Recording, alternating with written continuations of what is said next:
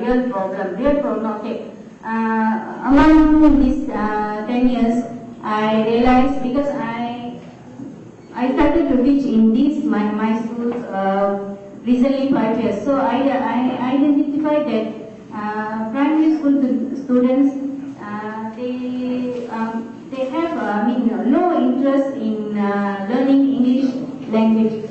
So because of that, I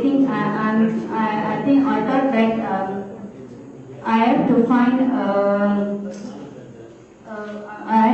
a real methodology to create interest among the students to learn the language. So that I found out this online software education, and then I contact them from Australia, and then I bought the software for each students with the help of the PIBG, in Malaysia we call the Parents Association. With amount of parents' help also, I bought this software, and then I started to use among students. Okay, the real problem literature gap is information. The ICT common enchanted all aspects of life. The use of ICT fundamentally changed practices and procedures of nearly all forms and within business and government. ICT education is becoming more and more important. This important will continue to grow, develop the 21st century education. Because recently in Malaysia, 7 years ago, they launched a new education system, the 100% usage of ICT. So they emphasize ICT 100% in teaching and also student learning process. So because of that, the issue now is addressing ICT in assisting teachers and students also in education learning. The involvement of teachers and parents in helping the students improve ICT skills also be studied. Okay, before I started this software among the students, I went through a few interviews with the education officers and also parents. They also emphasize and then they more welcome this use of ICT software among students also. They really happy, and then the Malaysian education officers also, they really happy with usage of this ICT. Before that, I already bought this software for 20 students only. So I observed the achievements. The achievements really good, and then later I will show the achievement. So after that only I plan to buy another 200 students with the help of their parents, because they need to pay money for this software, the online software. So then only I planning to buy the software. Okay, then the research also important present to strengthen the parental involvement to improve academic achievement. Not only the students using these facilities at home after school time at home also, their parents also trained to use this software to teach students for their capabilities. Okay, the theory I identified for this usage of software is theory Epstein model. It's because it enhances the parenting, communication, volunteering, learning at home, and decision making, and also collaborate with the community.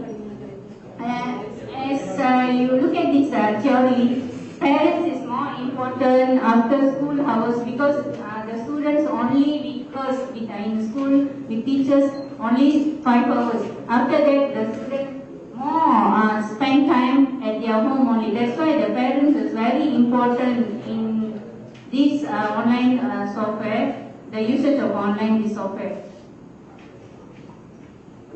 Okay, the terms I identified in these studies is ICT, family, improvement, teacher ability, and also online software. The methodology I use in this study is firstly quantitative, and then the survey questionnaires, and then following with by descriptive correlation and multiple regression. For data allocation, I use random sampling. The population of study is 135 and the sample size is 100. This is my research tools. Section A is a responded democratic questions and section B is a question about the type of parental involvement and section C is question and academic achievement. Work procedure I started with is a letter to MOE, there's a Ministry of Education in Malaysia and then the district ministry and also the state ministry. Okay, this research significant is help the school management to identify more fun and constructive learning system about the ICT and able to improve the student thinking ability and also creative training. As I said earlier, in Malaysia nowadays they emphasize the online software and also the creative teaching environment. That's why I emphasize this study to, and then give to students to use this online software studies. So finally, acknowledgement I present to my headmistress Sukulashmi and then the Prof. Asian Sanjay Amrahat, because in Malaysia nowadays this Prof. Asia only conduct the online education system, and Ms. Elizabeth Law first, Ms. Tenadi Raja, Harjit Singh, Virtual Corporation and also Shane Davis, is the founder of Literacy Planet in Australia. Okay. This is online software, what you call a Literacy Planet software that we bought from Australia. As you look at here, this is in online software we got all these programs such as grammars, sentences, writing, stories, poems, literature studies, and also word learning, lot of new words learning, all this in this online software. So the students use this software to, because this software is not a learning system, this is a fun learning system, it's a game time. Whatever you open, they started with the games. So that's why students enjoy using this software. Okay, so this, if you look at this table, this is our achievement. Among, this is world top 50 students. Okay, every day is we can get the result of students. Okay, when student using, there's a point of using every game, every grand activity, every activity. So after finally the student get the points and then they will get the ranking. So this is our top 50 students. I took from last week results. So our school is look at the nation flag. This is our all school students. So they compete. They compete with the students of all over world, and then they will get this ranking. That's why they very enjoy using this because every day they want to check whether what ranking they have got. Okay, this is our student. All these our students. So this one is our achievement. All these our achievements. Yes, sir. கட்டுரையாளர் எங்களது இணையத்தமிழை மலேசியாவில் பரப்பிக் கொண்டிருக்கின்ற நண்பர் வாசுதேவன் லட்சுமணன், மிக பிடித்த நண்பர் எங்களுக்கு. சொல்லல் ஒன்று செயலில் ஒன்று அல்ல, சொல்லும் செயலும் ஒன்றே அங்கே. அதற்கு அந்த நாட்டில் இருக்கின்ற உத்தமத்துடைய தலைவருடைய வழிகாட்டுதலும் ஓரளவுக்கு நன்றாக இருக்கும் என்று நினைக்கின்றேன். ஆனால் அவருடைய தலைப்பு கற்பித்தலில் அதிநவீன இலத்திரனியலின் அலை அப்படின்ற வகையில உரையாற்ற இருக்கின்றார். அதையும் நீங்கள் கேட்டு தெரிந்து கொள்ளுங்கள். நன்றி. நமச்சிவாய் வாழ்க, நாதன் தாழ் வாழ்க, இமை பொழுதும் என் நெஞ்சில் நீங்கள் தான் தாழ் வாழ்க. என்னை அறிமுகப்படுத்திய பேராசிரியர் நன்றியை தெரிவித்துக் கொள்கின்றேன்.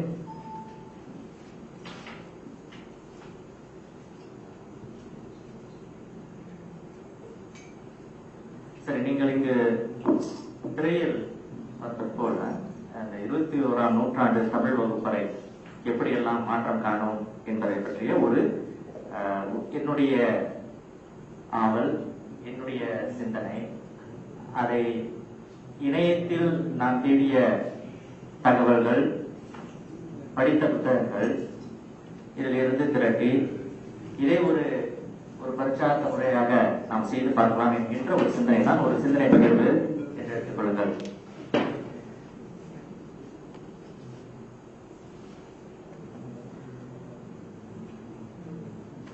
என் பெயர் வாசுதேவன் லட்சுமணன். நான் மலேசியாவில் ஜொகோர் மாநிலத்தில் இருந்து ஸ்குடா என்கின்ற பட்டணத்தில் இருந்து வருகின்றேன். இந்த 21ஆம் நூற்றாண்டின் இந்த அதிவேக இந்த மாற்றங்களுக்கு நாம் தான் ஆசிரியர்கள் தயாராகி வருகின்ற இந்த சூழலில் இந்த கற்றலுக்கு பயன்படும் கருவிகளும் குறுஞ்செயலிகளும் என்று சொல்லக்கூடிய எடு ஆப்ஸ் இது நிறைய துணை செய்கின்றது. இதை நாம் அறிந்து வருகின்றோம். தமிழாசிரியர்கள் தகவல் தொழில்நுட்ப மாற்றங்களின் இந்த வேகத்திற்கு பலர் ஈடு செய்ய இயலாமல் இக்கட்டான சூழலுக்கு தள்ளப்படுகின்றார்கள். நான் தமிழாசிரியர்கள் என்று சொல்லும் பொழுது இங்கு மலேசியாவில் மட்டுமல்ல, உலகளவில் இருக்கின்ற எல்லா தமிழாசிரியர்கள் என்றும் குறிப்பிடுகின்றேன். 21ஆம் நூற்றாண்டு கற்றல் செல்நெறிகளை தெரிந்து வைத்திராத ஆசிரியர்கள் மாணவர்கள் தேவைகளை புரிந்து கொள்ளாமலே இருக்கின்றார்கள் என்றுதான் சொல்ல வேண்டும்.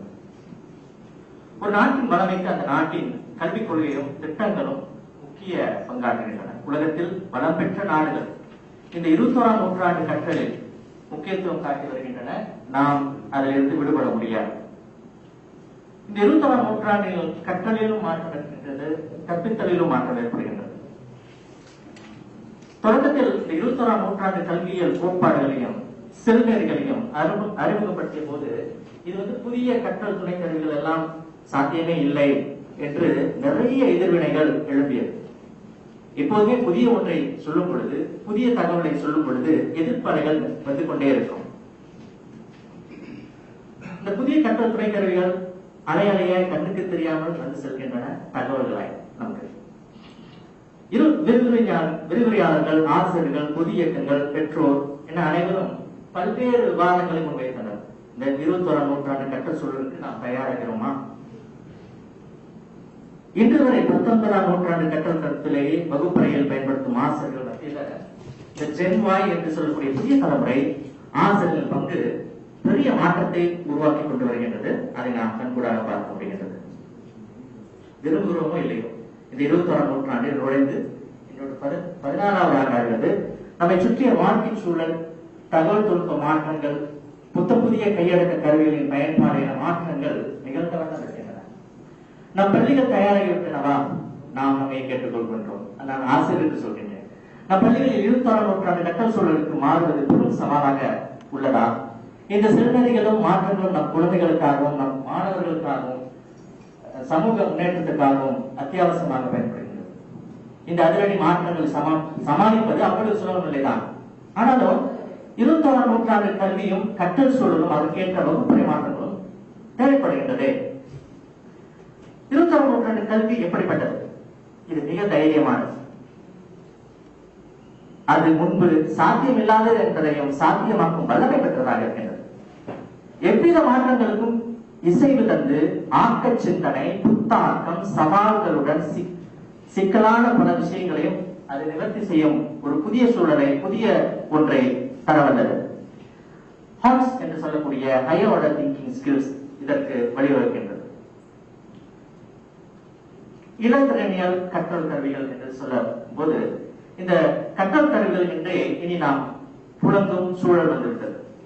21ஆம் நூற்றாண்டு என்று கூட வலிந்து சொல்லுவது கூட அவசியமற்றதாகிவிட்டது. ஏனென்றால் நாம் 16 ஆண்டுகளை கடந்து விட்டோம். இந்த மாற்றத்திற்கு ஆசிரியரும் மாணவரும் பக்குவப்பட வேண்டும். விரும்புகிறோமோ இல்லையோ, ஹியூஸ்டன் பல்கலைக்கழகம் பின்வருவனவற்றை புதிய கற்றல் துணை கருவிகள் என வகைப்படுத்தியுள்ளது. அவற்றுள் ஒத்துழைப்பு, கொலபரேஷன், பேச்சுக்கலை, கம்யூனிகேஷன், ஆக்க சிந்தனை, கிரியேட்டிவிட்டி, விமர்சன சிந்தனை, கிரிட்டிக்கல் திங்கிங், மறுமொழி, ஃபீட்பேக், புத்தாக்கம், இனோவேஷன், படைப்பு, பிரசன்டேஷன், சிக்கல் களைதல், ப்ராப்ளம் சால்விங், உற்பத்தி, ப்ரொடக்டிவிட்டி, மீட்டுணர்தல், ரிஃப்ளெக்ஷன், சமூக வலைதளங்கள், சோசியல் நெட்வொர்க்கிங் என்று சொல்லக்கூடிய இவை அனைத்தையும் ஒழுங்குபடுத்தி மாணவர்களும் ஆசிரியர்களும் பெற்றோர்களும் அவர்களுடைய ஒரு ஒருங்கிணைப்பை ஏற்படுத்த முடியும். புதிய ஒன்றை இனோவேஷன் என்று சொல்கிற புத்தாக்கத்தை வலியுறுத்தும் வகையில் இது அமைந்திருக்கின்றது. இங்க நீங்க பார்க்கலாம் அந்த படத்தை. சரி, இந்த வகுப்பறை இந்த ஆர் என்று சொல்லக்கூடிய முழு குழுவிற்கான கட்டளை, ஹோல் குரூப் இன்ஸ்ட்ரக்ஷன், ஒவ்வொரு நாளும் அல்லது ஒரு பாடத்தின் நேரத்துக்கு முன்பு ஆசிரியர் கற்பித்தல் ஆணைகளை பெண்களின் வழி காட்டுவார். இங்க இந்த இடத்துல மாணவர்கள் இங்க கூடியிருப்பாங்க. அடுத்து தொழில்நுட்ப நிலையம், இந்த பகுதி டெக்னாலஜி ஸ்டேஷன் என்று சொல்லுவோம். மாணவர்கள் சுதந்திரமாக கற்கும் சூழல், அவர்களுக்கு ஈடுபடுகின்ற இடுபணியை அவர்கள் எதை தேட வேண்டுமோ அதை உடனடியாக இங்கே தேடுவதற்குரிய ஒரு வழிமுறை. அடுத்து சிறு குழுவிற்கான கட்டளை, ஸ்மால் குரூப் இன்ஸ்ட்ரக்ஷன். ஆசிரியர் திறன்களையும் உத்திகளையும் கற்பிப்பார், மாணவர்களுடன் உறவினை வலுப்படுத்துவார். இந்த பகுதி இங்க எல்லாம் உட்கார்ந்து குழுவாக பேசுவார்கள், கலந்துரையாடுவார்கள், பிரச்சனைகளுக்கு தீர்வு காண்பது எப்படி என்பதை அவர்களுடைய பேசிக் கொள்வார்கள். தேவையான சமயத்தில் ஆசிரியர் ஃபெசிலிட்டேட்டராக, உதவுபவராக அவர் பயன்படுவார். அடுத்து சுய வாசிப்புக்கான நிலையம், இண்டிபெண்டன்ட் ரீடிங் ஸ்டேஷன். இங்க பாருங்க, அவங்க எவ்வளவு சுதந்திரமாக அவர்கள் இலகுவாக உட்கார்வதற்கு உரிய அந்த சூழல். மாணவர் வசதியாக நூல்களையும் மின்வழி கேட்டல் கருவிகளையும் மென்னூல்களை வாசிக்கும் ஏற்புடைய இடம். இங்க நீங்க பார்க்கலாம், இங்க ஹெட்போன் இருக்கு, ஒரு மடிக்கணினி இருக்கின்றது. இதை வைத்துக் கொண்டு அவர்கள் கேட்டல் வழியாகவும் அந்த கற்றலை தெரிந்து கொள்ள முடியும். இங்கே இருக்கின்ற இவையெல்லாம் மின்னூலுக்கான வசதிகள். மின்னூலம் இங்கே அவர்கள் படித்து தெரிந்து கொள்ளலாம். இந்த மாதிரியான ஒரு அமைப்பு, இந்த மாதிரியான சூழலை ஒரு தமிழ் வகுப்பிற்கு உருவாக்க முடியுமா என்பதுதான் என்னுடைய கேள்வி. அடுத்து முழு குழுவிற்கான கட்டளை. இங்க முதல்ல பார்க்கும்போது ஆசிரியர் வகுப்பில் உள்ள எல்லா மாணவர்களும் வாசித்திறன், வாசிப்பு உத்தி, சொற்களஞ்சியம், எழுத்து, இலக்கணம் எல்லாம் கவனிப்பார். சிறு குழுவிற்கான சுழற்சியில் ஆசிரியர் சிறு குழுவில் உள்ள தனி மாணவன் கற்றல் தேவைகளை அறிந்தவராக இருக்கிறார். ஒவ்வொரு பாட இறுதியிலும் மாணவர்கள் ஆசிரியர் முன் ஒன்று கூடுவர். அன்று வாசித்து கற்றுணர்ந்த பாடத்தை பற்றி மாணவர்கள் எடுத்துரைப்பார். அதான் நான் இங்க முதல்ல பார்த்தேன், இதனுடைய தொடர்ச்சி தாங்க. பிறகு சிறு குழுவில் மாணவர் கற்றத்தன்மைகளை சுலபமாக ஆசிரியர் கண்டறிய முடிகிறது. ஒவ்வொரு மாணவரின் கற்றறியும் முறைகளை அடையாளம் காண முடியும். மாணவர்கள் உறவுகள் மேம்படுகின்றது. அவர் தெரிந்து கொள்கின்றார் ஒரு மாணவனுடைய அவனுடைய எங்கு அவனுடைய வளம் இருக்கின்றது, எங்கு பலவீனம் இருக்கின்றது, எதை நாம் அந்த மாணவருக்கு இன்னும் கூடுதலாக கொடுக்க முடியும் என்பதை அவர் உணர்கின்றார். அடுத்து இந்த மாணவர்களின் தனிமையில் அமைதியாக வாசிப்பர். இதுதான் இந்த இடம். கற்றல் தொடர்புடைய செயல்களையும் மின்னூல்களையும் அட்டை கணினி வழி வாசிப்பர். மாணவர் தன்னிச்சையாக கணினிகளை பயன்படுத்துவர். வழிகாட்டி செயல்கள் வழி பாடங்களை கற்பர். இதுல சில சிக்கல்கள்லாம் இருக்கலாம். முன்கூட்டியே ஆசிரியர் தயார் நிலையில் இருக்க வேண்டும். அந்த பாடத்தினுடைய பாடத்திட்டங்களையும் அவர் வடிவமைத்து சேகரித்து வைத்திருக்க வேண்டும். மாணவர்கள் கற்றல் தேவை அதிகரித்திருக்கிறது. இன்றைய மாணவர் இல்லத்திறனியல், அதாவது டிஜிட்டல் கருவிகளோடு ஒவ்வொரு நாளும் புழங்குகின்றனர், பயன்படுத்தி வருகின்றனர். பள்ளிக்கு வெளியே அவர்கள் இணையத்தை பயன்படுத்துகின்றனர். நான் எங்கள் மலேசிய சூழலில் பார்க்கின்றேன். மேலும் குறுந்தகவல், வாட்ஸ்அப் அனுப்புதல், சமூக கட்டமைப்பு, ஊடாடல், பல்லூடகம், திறன்பேசிகள், அட்டை கணினி போன்ற கையடக்க கருவிகளை பயன்படுத்தி வருகின்றனர். பள்ளியிலும் கற்றல் சூழலுக்கு அவர்கள் கருவியின் பயன்பாட்டை எதிர்பார்க்கின்றனர். மாணவர்களின் அன்றாட வாழ்வும் பள்ளியில் கற்றல் சூழல் தொடர்பற்று வெவ்வேறு உலகங்களாய் காட்சி தருகின்றது. இந்த இருவேறு உலகத்து நிரசனம் மாணவர்களை வெகுவாக பாதிப்புக்குள்ளாகின்றது.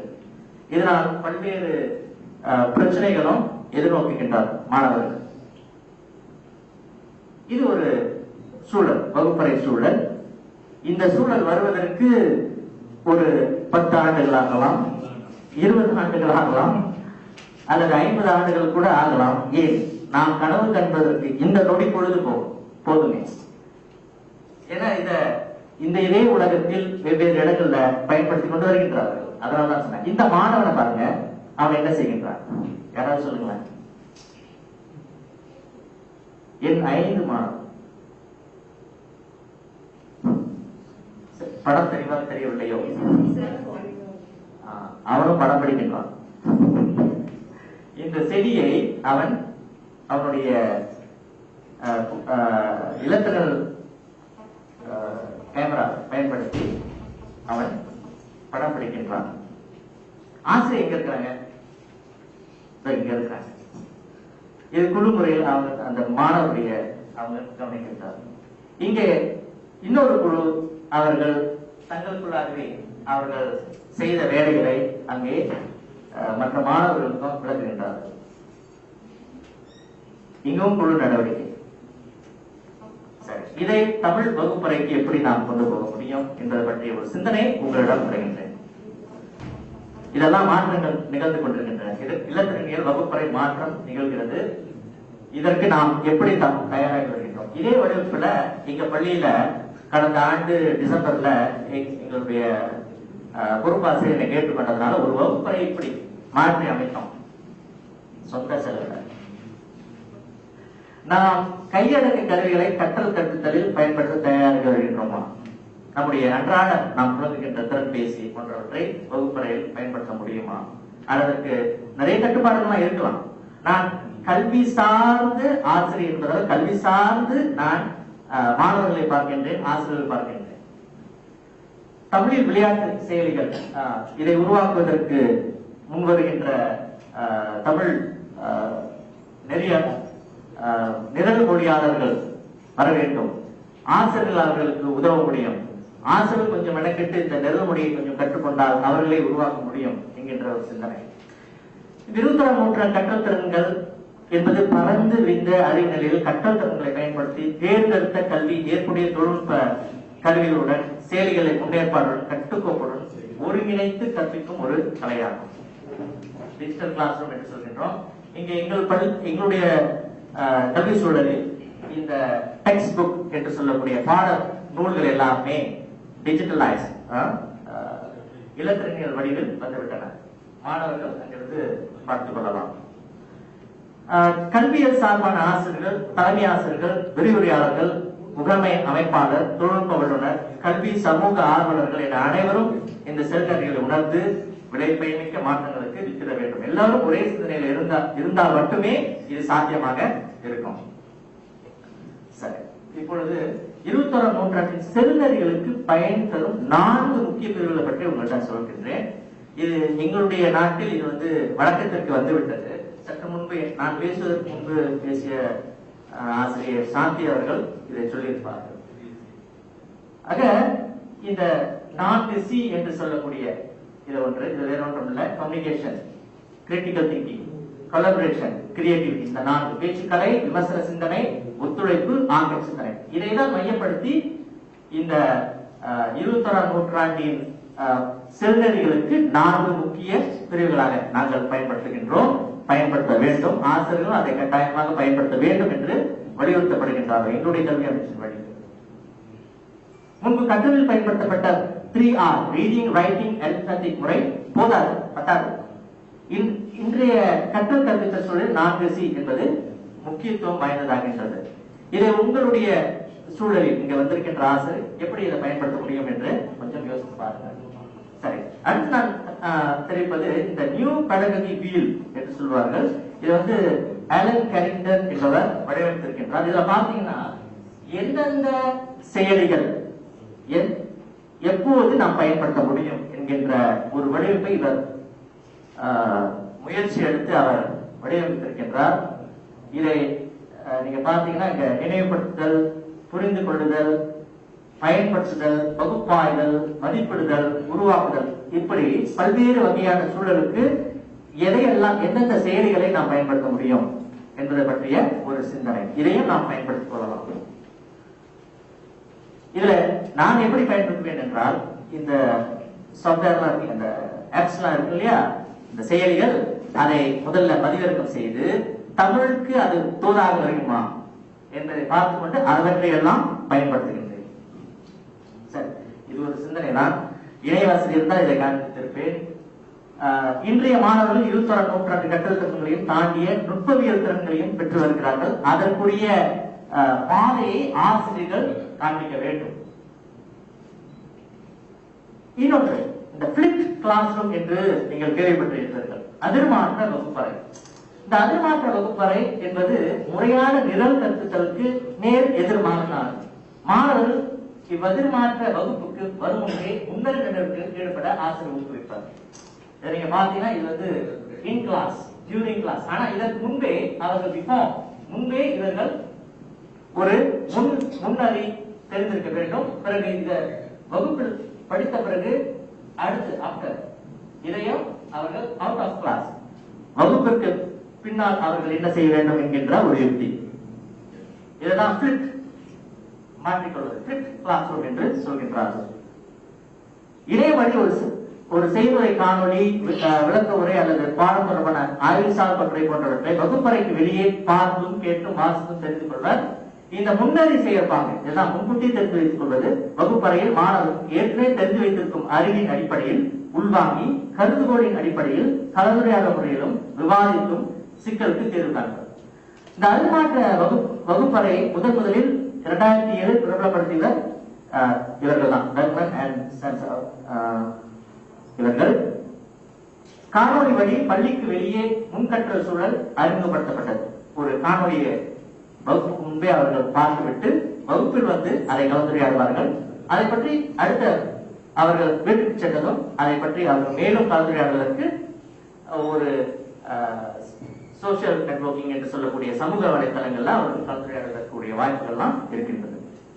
இந்த அறிமாற்ற வகுப்பறை என்பதை நேரெதிர்மறை வகுப்பறை என்று முதல்ல சொன்னோம். அடுத்த போறோம். ஆசிரியர் உரை வகுப்புக்கு வெளியே நடத்தப்படும் வகுப்பறையில் மாணவர்களுக்கு குழு முறையில் பிரச்சனைக்கு தீர்வு காணுதல், கலந்துரையாடல் இதெல்லாம் நடந்து கொண்டிருக்கின்றது. இந்த விளைபயமிக்க கற்றல் என்பதையே தாரக முதன்மையாக கொண்ட போன்ஸ்வெல், ஹைசன் போன்றோர் குழு என்ன கூறுகின்றனர் என்றால், மாணவர்களை இரு வழியில் ஈடுபடுத்த வேண்டும். ஒன்றில் ஈடுபாடுடன் செய்தல், மற்றொன்று ஈடுபாடுடன் செய்தவற்றை பற்றியே சிந்தித்தல். இந்த இரண்டையும் ஒருமுகப்படுத்த வேண்டும். இந்த சூழலில் வந்து ஒவ்வொரு சூழலும் வெவ்வேறானது. மாணவர் தேடி அறிந்து கற்றலில் முக்கியத்துவம் கொடுத்து கண்டவற்றை விவாதித்து பின்பு படைக்கும் திறனையும் கொண்டிருத்தல் அவசியம். மாணவர்களின் படைப்பாற்றலுக்கு ஏற்ப மதிப்பீடும் மறுமொழியும் வழங்க வேண்டும். ஆக ஆசிரியர்களுக்கு கொஞ்சம் மெனக்கெட்டு இந்த மாணவர்களுடைய இந்த பிளிப்ட் கிளாஸ் ரூம் என்பதை பற்றிய ஒரு சிந்தனையை உங்களுக்கு தெரிவிக்கின்றேன். இது அதனுடைய அமைப்பு முறை. சில கல்வியாளர்கள் என்ன சொல்கின்றார்கள் என்றால், இந்த அதிர்மாற்ற வகுப்பறை கற்றலுக்கு தொழில்நுட்ப கருவிகள் தேவையில்லை என்று கருதுகின்றார்கள். இந்த சிந்தனையை நாம் ஏற்றுக்கொள்கின்றோம். ஆனால் பரிசீலித்து பார்ப்போம். ஆயினும் தொழில்நுட்ப பயன்பாடு நல்ல பங்களிப்பாக இதற்கு உகந்ததாக இருக்கின்றது. பாடங்கள் தெரிவித்தல், மாணவர்களுக்கு உகந்த வேலைகளில் கற்றலை மேற்கொள்ள வழிவகுத்தல், காணொலி, உரை, வாசிப்பு, ஆவணம், ஒருங்கிணைக்கப்பட்ட பல்லூடகம். மாணவர்களுக்கு கற்றல் ஆவணங்களை கருவூலங்களிலிருந்து தருவித்து அவர்களுக்கு வழங்குதல். பள்ளியிலும் வெளியேயும் கலந்துரையாடலுக்கு வழிவகுத்தல். கருத்துரை கருவி, மறுமொழி செயல், இதெல்லாம் செயல்கள். தகவல்களை சரியான நேரத்தில் வழங்குதல், சரி செய்தல், முறைப்படுத்தி மாணவர்களுக்கு நினைவூட்டுதல். இதெல்லாம் ட்விட்டர் செயலை பயன்படுத்தலாம், அறிவிப்பு பழக்க செயலை பயன்படுத்தலாம். இதெல்லாம் நாம் தமிழிலேயே செயல்பட முடியும் என்பதை தான் வலியுறுத்துகின்றேன். தகவல்களை சரியான நேரத்தில் வழங்குதல், சரி செய்தல், முறைப்படுத்தி மாணவர்களுக்கு நினைவூட்டுதல். எடுத்துக்காட்டு ட்விட்டர் செயலி, அறிவிப்பு பழக செயலி. ஆசிரியர்கள் மாணவர்கள் உடனுக்குடன் மறுமொழிந்து கருத்துரைத்தல், எதிர்வினை வழங்குதல். எடுத்துக்காட்டு இணைய புதிர்கேள்வி, ஓட்டுப்பதிவு, இவையெல்லாம் நாம் வழக்கத்தில் செய்ய முடிகின்ற ஒன்று. தரவுகளின் அடிப்படையில் மாணவர்களின் ஆய்ந்து மதிப்பிடுதல், வளர்ச்சி நிலை காணுதல், மெதுநிலை கற்றல் மாணவர்களை ஊக்குவித்தல். இதற்கும் மதிப்பீட்டு செயலி இருக்கின்றது.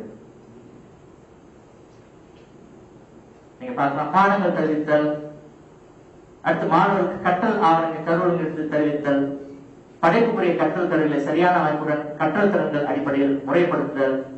எல்லாவற்றுக்குமே இந்த செயலிகள் பயன்படுத்துகின்றோம். இதுதான் அதனுடைய ஒட்டுமொத்த அமைப்பு முறை. அதிர்மாற்ற வகுப்பறைக்கு நீங்கள் என்னுடைய கட்டுரையில் நீங்கள் அதை பார்த்துக் கொள்ளலாம். அதுக்கு விரைவாக சொல்கின்றேன். சரி, நாம் வகுப்பறைக்கு மாணவர்கள் வகுப்பில் தொழில்நுட்ப கருவிகளை கொண்டு வர அனுமதிப்பீர்களா? நான் உங்களை கேட்கின்றேன். ஒருத்தர் மலேசியர் சொல்கின்றார், தமிழ்நாட்டிலிருந்து முயற்சி செய்யலாம், டேப்லெட் பயன்படுத்தலாம். சரி, நன்றி. லேப்டாப் கொண்டு வர தடை பண்ணியிருக்கிறாங்க. தடை பண்ணியிருக்கிறாங்க. சரி, நன்றி. இதுதான் அந்த கேள்வி. சரி, இப்ப இந்த மின்னூலுக்கு வந்திருக்கேன். ஏனென்றால் இதை பற்றி ஒரு டெமோ காண்பிக்கலாம் என்று நினைக்கின்றேன்.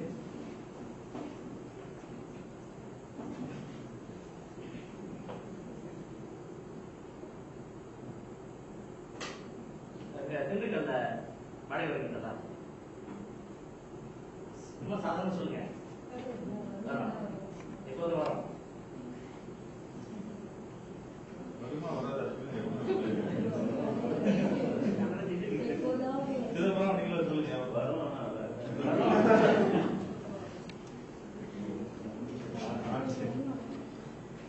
ஒரு இருக்கின்றேன்.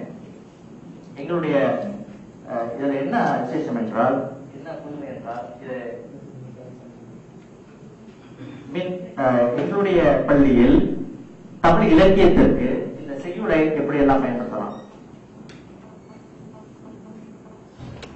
நெல்லுக்கு இறைத்த நீர் வாய்ப்பால் வழியோடி புல்லுக்கும் ஆகிய கொசியுமாம் தொழிலுலகில் நல்லார் ஒருவர் உலரேல் அவர் பொருட்டு எல்லாருக்கும் பெய்யும் மழை.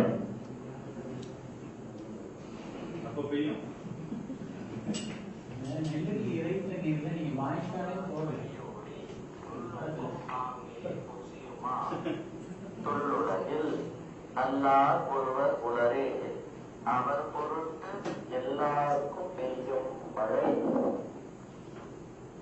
இந்த மாதிரியான மின்னூலை இந்த தகவல்கள் எல்லாம் சேகரித்து விட்டார், இந்த அடிப்படை தகவல் எல்லாம் சேகரித்து விட்டார். இதை செய்வதற்கு ஒரு 20 நிமிடம் கூட இருக்க செய்திடலாம். இந்த மாதிரியான மின்னூல்களை மாணவர்கள் விரும்பி படிப்பாங்களா? படிப்பார்கள் தானே? சரி, இதனுடைய ஒரு சின்ன ஒரு டெமோ காண்பிக்கின்றேன். இதேதான் இங்க உதாரணத்துக்கு மன்னனும் மாசர கற்றோனும் இதை 2 முறை தட்டினேன் என்றால் அங்கே என்ன தட்ட வேண்டும் என்ற அந்த பகுதி வந்துவிடும். பிறகு எழுத்து பெரிதாக்குவதும் சிறிதாக்குவதற்கும் இங்கே பாத்தீங்களா, சின்னதுல இருந்து பெருசு 35 எழுத்து பின்னால பெரிதாகின்றது கவனித்துங்களா? அது மட்டுமல்ல,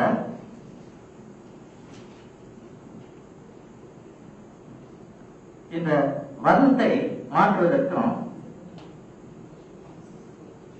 பேக்ரவுண்ட் கலர் என்று அதை நமக்கு தோதாக எந்த வர்ணத்தில் வேண்டுமானாலும் நாம் மாற்றிக்கொள்ளலாம்.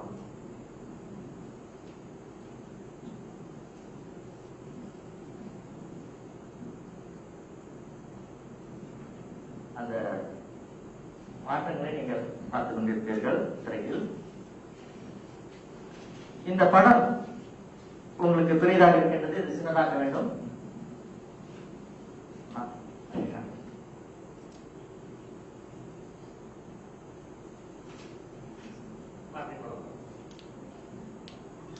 படத்தையும் விரைவாக நாம் இணையத்திலிருந்து தேடி அதை இங்கே உட்புகுத்தி விடலாம். இது ஒரு சின்ன ஒரு டெமோ.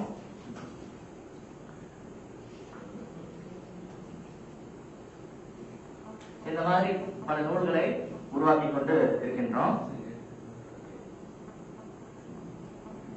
இது திருக்குறள்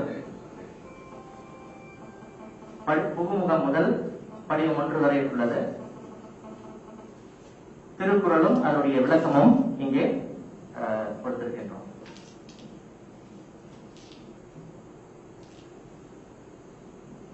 இது மலேசிய கல்வி திட்டத்தின்படி தமிழ் மொழி செய்யுள் உள்ள அத்தனை குரல்களும் இங்கே இந்த மின்னூலாக உருவாக்க.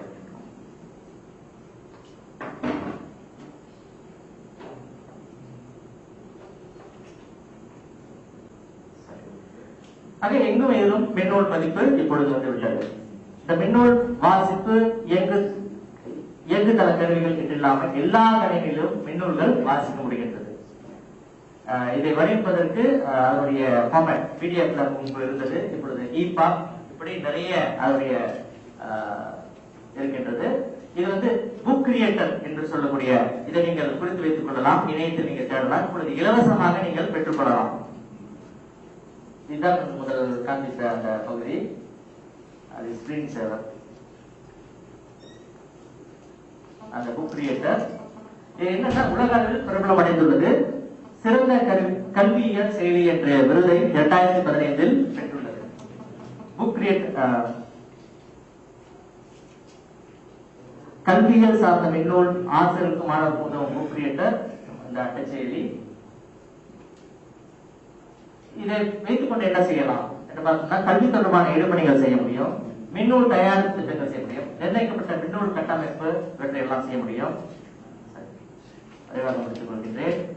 ஆண்ட்ராய்டிலும் நீங்கள் பயன்படுத்திக்கலாம். முதல்ல காண்பித்தது இந்த ஆப்பிள் கணினிக்கு உள்ளது. இது வந்து ஆண்ட்ராய்டு பிரிவிலும் நீங்கள் பயன்படுத்த முடியும். ஆர்வமுள்ள ஆசிரியர்கள் தமிழ் மொழி மின்னூல்களை உருவாக்க முடிகின்றது. வகுப்பறை மின்னூல்கள் தகவல் தொடர்புக்காக செய்யப்பட முடிகின்றது. நிறைய விளைபெயர் மிக்க மாற்றங்கள் இதனால் நிகழ்ந்திருக்கின்றது. சவால்கள் என்று பார்க்கும்போது, மாணவர்கள் ஏற்கனவே அதில் தொழில்நுட்ப திறன்களை வகுப்பில் பயன்படுத்த ஆசிரியர் அனுமதி தருவது மிகுந்த விளைபெயர் மிக்க தேடி கற்றல் சூழலை உருவாக்கி இருக்கின்றது. மகிழ்ச்சியான கற்றல் சூழலுக்கு துணை செய்யும் அட்டைக்கணியை பயன்படுத்துவது, கற்றலுக்கு உகந்த செயல்களை பயன்படுத்தி கற்றல் நடவடிக்கை இலகுவாக மேற்கொள்வது ஆசிரியர் மற்றொரு சவாலாக இருக்கின்றது. மாணவர்கள் பள்ளியிலும் வீட்டிலும் எந்த சூழலிலும் கற்றலை மேற்கொள்ள ஆசிரியர் முன்னேற்பாடுகளை செய்யதாக வேண்டியது அவசியம். இது ஒரு சவால் மிகுந்தது. இந்த சவாலையும் ஏற்க 21ஆம் நூற்றாண்டு ஆசிரியர் தயாராக வேண்டும். ஆசிரியர் மாணவர் உறவை வலுப்படுத்த குறிப்பிட்ட வகுப்பு மாணவர் குழுவுக்கென சமூக வலைக்கட்டமைப்புக்கான வலைப்பு, புலனம், பேஸ்புக் போன்ற ஊடக செயலிகளை பயன்படுத்தலாம். இந்த நவீன கல்வி செயலிகளை பயன்படுத்துவது வெவ்வேறு ஆசிரியர்களுடனான மடலாளர் குழு கலந்துரையாடல், இப்படி உலக எங்கும் இருக்கின்ற ஆசிரியருடன் கலந்துரையாடி இதை மேம்படுத்தலாம் என்று கூறி முடிவுரைக்கு வந்து வருகின்றேன். 21ஆம் நூற்றாண்டு கற்றல் திறன்களையும் தகவல் சார்ந்த கற்பித்த திறன்களையும் தமிழ்ப்பள்ளியின் ஆசிரியர்கள் நன்கு கைவர கற்று இளைய மாணவர்கள் சமூகத்தை காலத்திற்கேற்ற கற்றல் முறைகளையும் போதித்து வளர்க்க ஆவணம் செய்ய வேண்டும். கற்றலுக்கு தேவையான செயலிகளை உருவாக்குவதிலும் புதிய மென்பொருள்களை பயன்படுத்துவதிலும் கட்டாயம் ஏற்பட வேண்டும். இது 21ஆம் நூற்றாண்டு கல்வியில் கட்டாயம் என்பதை விட நெருக்கடி என்றே சொல்ல வேண்டும். நன்றி, வணக்கம். மிகச்சிறந்த கட்டுரை வினாக்கள் கேட்கப்படலாம். இந்த வசதி குறைந்த பிள்ளைங்கலாம் வந்து இருக்காங்க நம்ம பள்ளியிலே. ஓகே, இப்போ என்னோட ஸ்கூல்லேயே வந்து இந்த சாஃப்ட்வேர் யூஸ் பண்ணும்போது வந்து நிறைய பிரச்சனை வந்துச்சு. ஏன்னா அவங்க வீட்டிலாம் வந்து லேப்டாப்ஸ் இதெல்லாம் இருக்காது. ஸோ அதனால தான் வந்து ஸ்கூலில் எவ்வளோ டைம் இருக்கிறதோ நம்ம அந்த பயன்படுத்திக்கலாம்.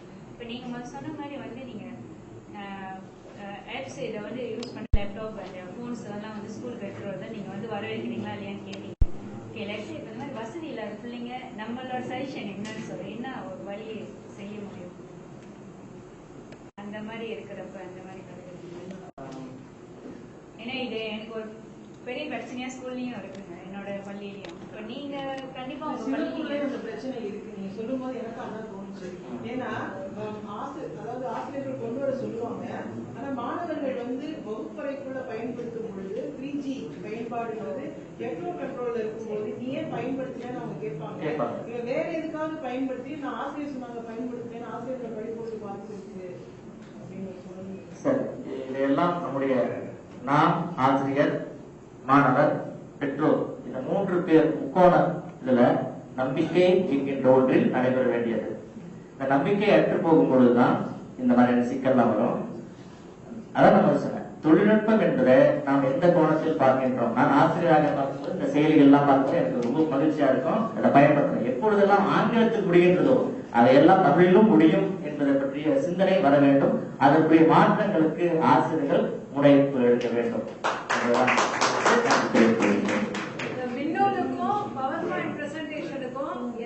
வெளிப்பாடு பவர் பாயிண்ட் பிரசன்டேஷன்லயும் இது எல்லாமே நம்ம பண்றோம் இல்லையா? ஆனா பவர் பாயிண்ட் என்பது நம்ம இங்க இந்த மாதிரியான ஒரு இதை காரணம் மின்னூல் என்பது நிலைச்சு இருக்கும். எவ்வளவு காலத்துக்கு இருக்கும் தொடர்ந்து பயன்படுத்த முடியும், அது மற்றவர்களுக்கு அனுப்ப முடியும். ஏன்னா பவர் பாயிண்ட் பிரசன்டேஷன் நம்ம பண்ணோம்னா இந்த மாதிரி மாணவர்களை கொண்டு வர செய்யணுங்கிற தேவை இருக்காது. பவர் பாயிண்ட் பிரசன்டேஷன் அது நம்ம பண்ணிட்டு இருக்கிறோம். ஆனா கால ஓட்டத்துல சொல்லுங்க. பவர் பாயிண்ட் வந்து ஸ்டாட்டிக்கான ஒன்று உங்களுக்காக.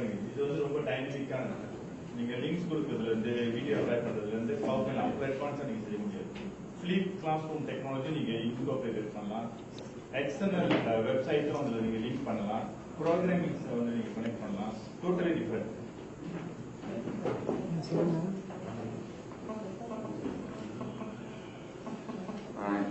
21ஆம் நூற்றாண்டில் கல்வி எந்த அளவிற்கு நாம் முன்னேற வேண்டும் என்பதை மிக விளக்கமாக, சுருக்கமாக, தெளிவாக நம்மிடம் முன்வைத்து சென்றிருக்கின்றார். நான் முன்பே சொன்னது போல மலேசியாவில் ஒவ்வொரு பள்ளிக்கூடத்திலும் அவருடைய ஆற்றல் உயர்ந்து கொண்டே இருக்கின்றது. உண்மை அனைவரும் அவரை ஒரு முறை நாம் பாராட்டலாம். ஏனென்றால் ஒரு உற்சாகமூட்டக்கூடிய ஆசிரியர் அவர். எங்களுக்கு பல ஆண்டுகளாக தெரியும் அவருக்காக. அவருடைய கட்டுரையும் அநேகமாக அதிகமான செய்திகளை தாங்கி இருக்கின்றது. அது அனைவருக்குமே இங்கே நீங்கள் கண்காணித்தீர்கள். ஏனென்றால் நாங்கள் இந்த அமர்வில் ஒவ்வொரு அமர்விலும் வாசிக்கப்படுகின்ற கட்டுரைகளை ஒன்றை தேர்வு செய்து இந்த கமிட்டி தேர்வுக்குழு கமிட்டிக்கு அனுப்புவோம். அவர்கள் பரிசுக்காக தேர்ந்தெடுப்பார்கள் 3 கட்டுரைகளை. அந்த வகைகளில் ஒவ்வொரு அமர்விலும் ஒரு கட்டுரைகள் தேர்ந்தெடுக்கப்படுகின்றன. அப்படி இருக்கின்ற போது இங்கே கட்டுரை வாசிப்பவர்களும் நல்ல தெளிவான கருத்துக்களை முன்வைத்தார்கள் என்றால் அவருடைய கட்டுரை நாங்கள் பரிசீலனைப்பதற்கு கொஞ்சம் ஏதுவாக இருக்கின்றது கூறி அடுத்த கட்டுரையாளர் பாலசுப்ரமணியன் என்பவர். இவர் தமிழ் சூழல்களில் கற்பித்தலின் சிக்கல்களை பற்றி இவர் முன்வைக்க உள்ளார். அவரை அன்போடு கட்டுரை வழங்க அழைக்கின்றேன்.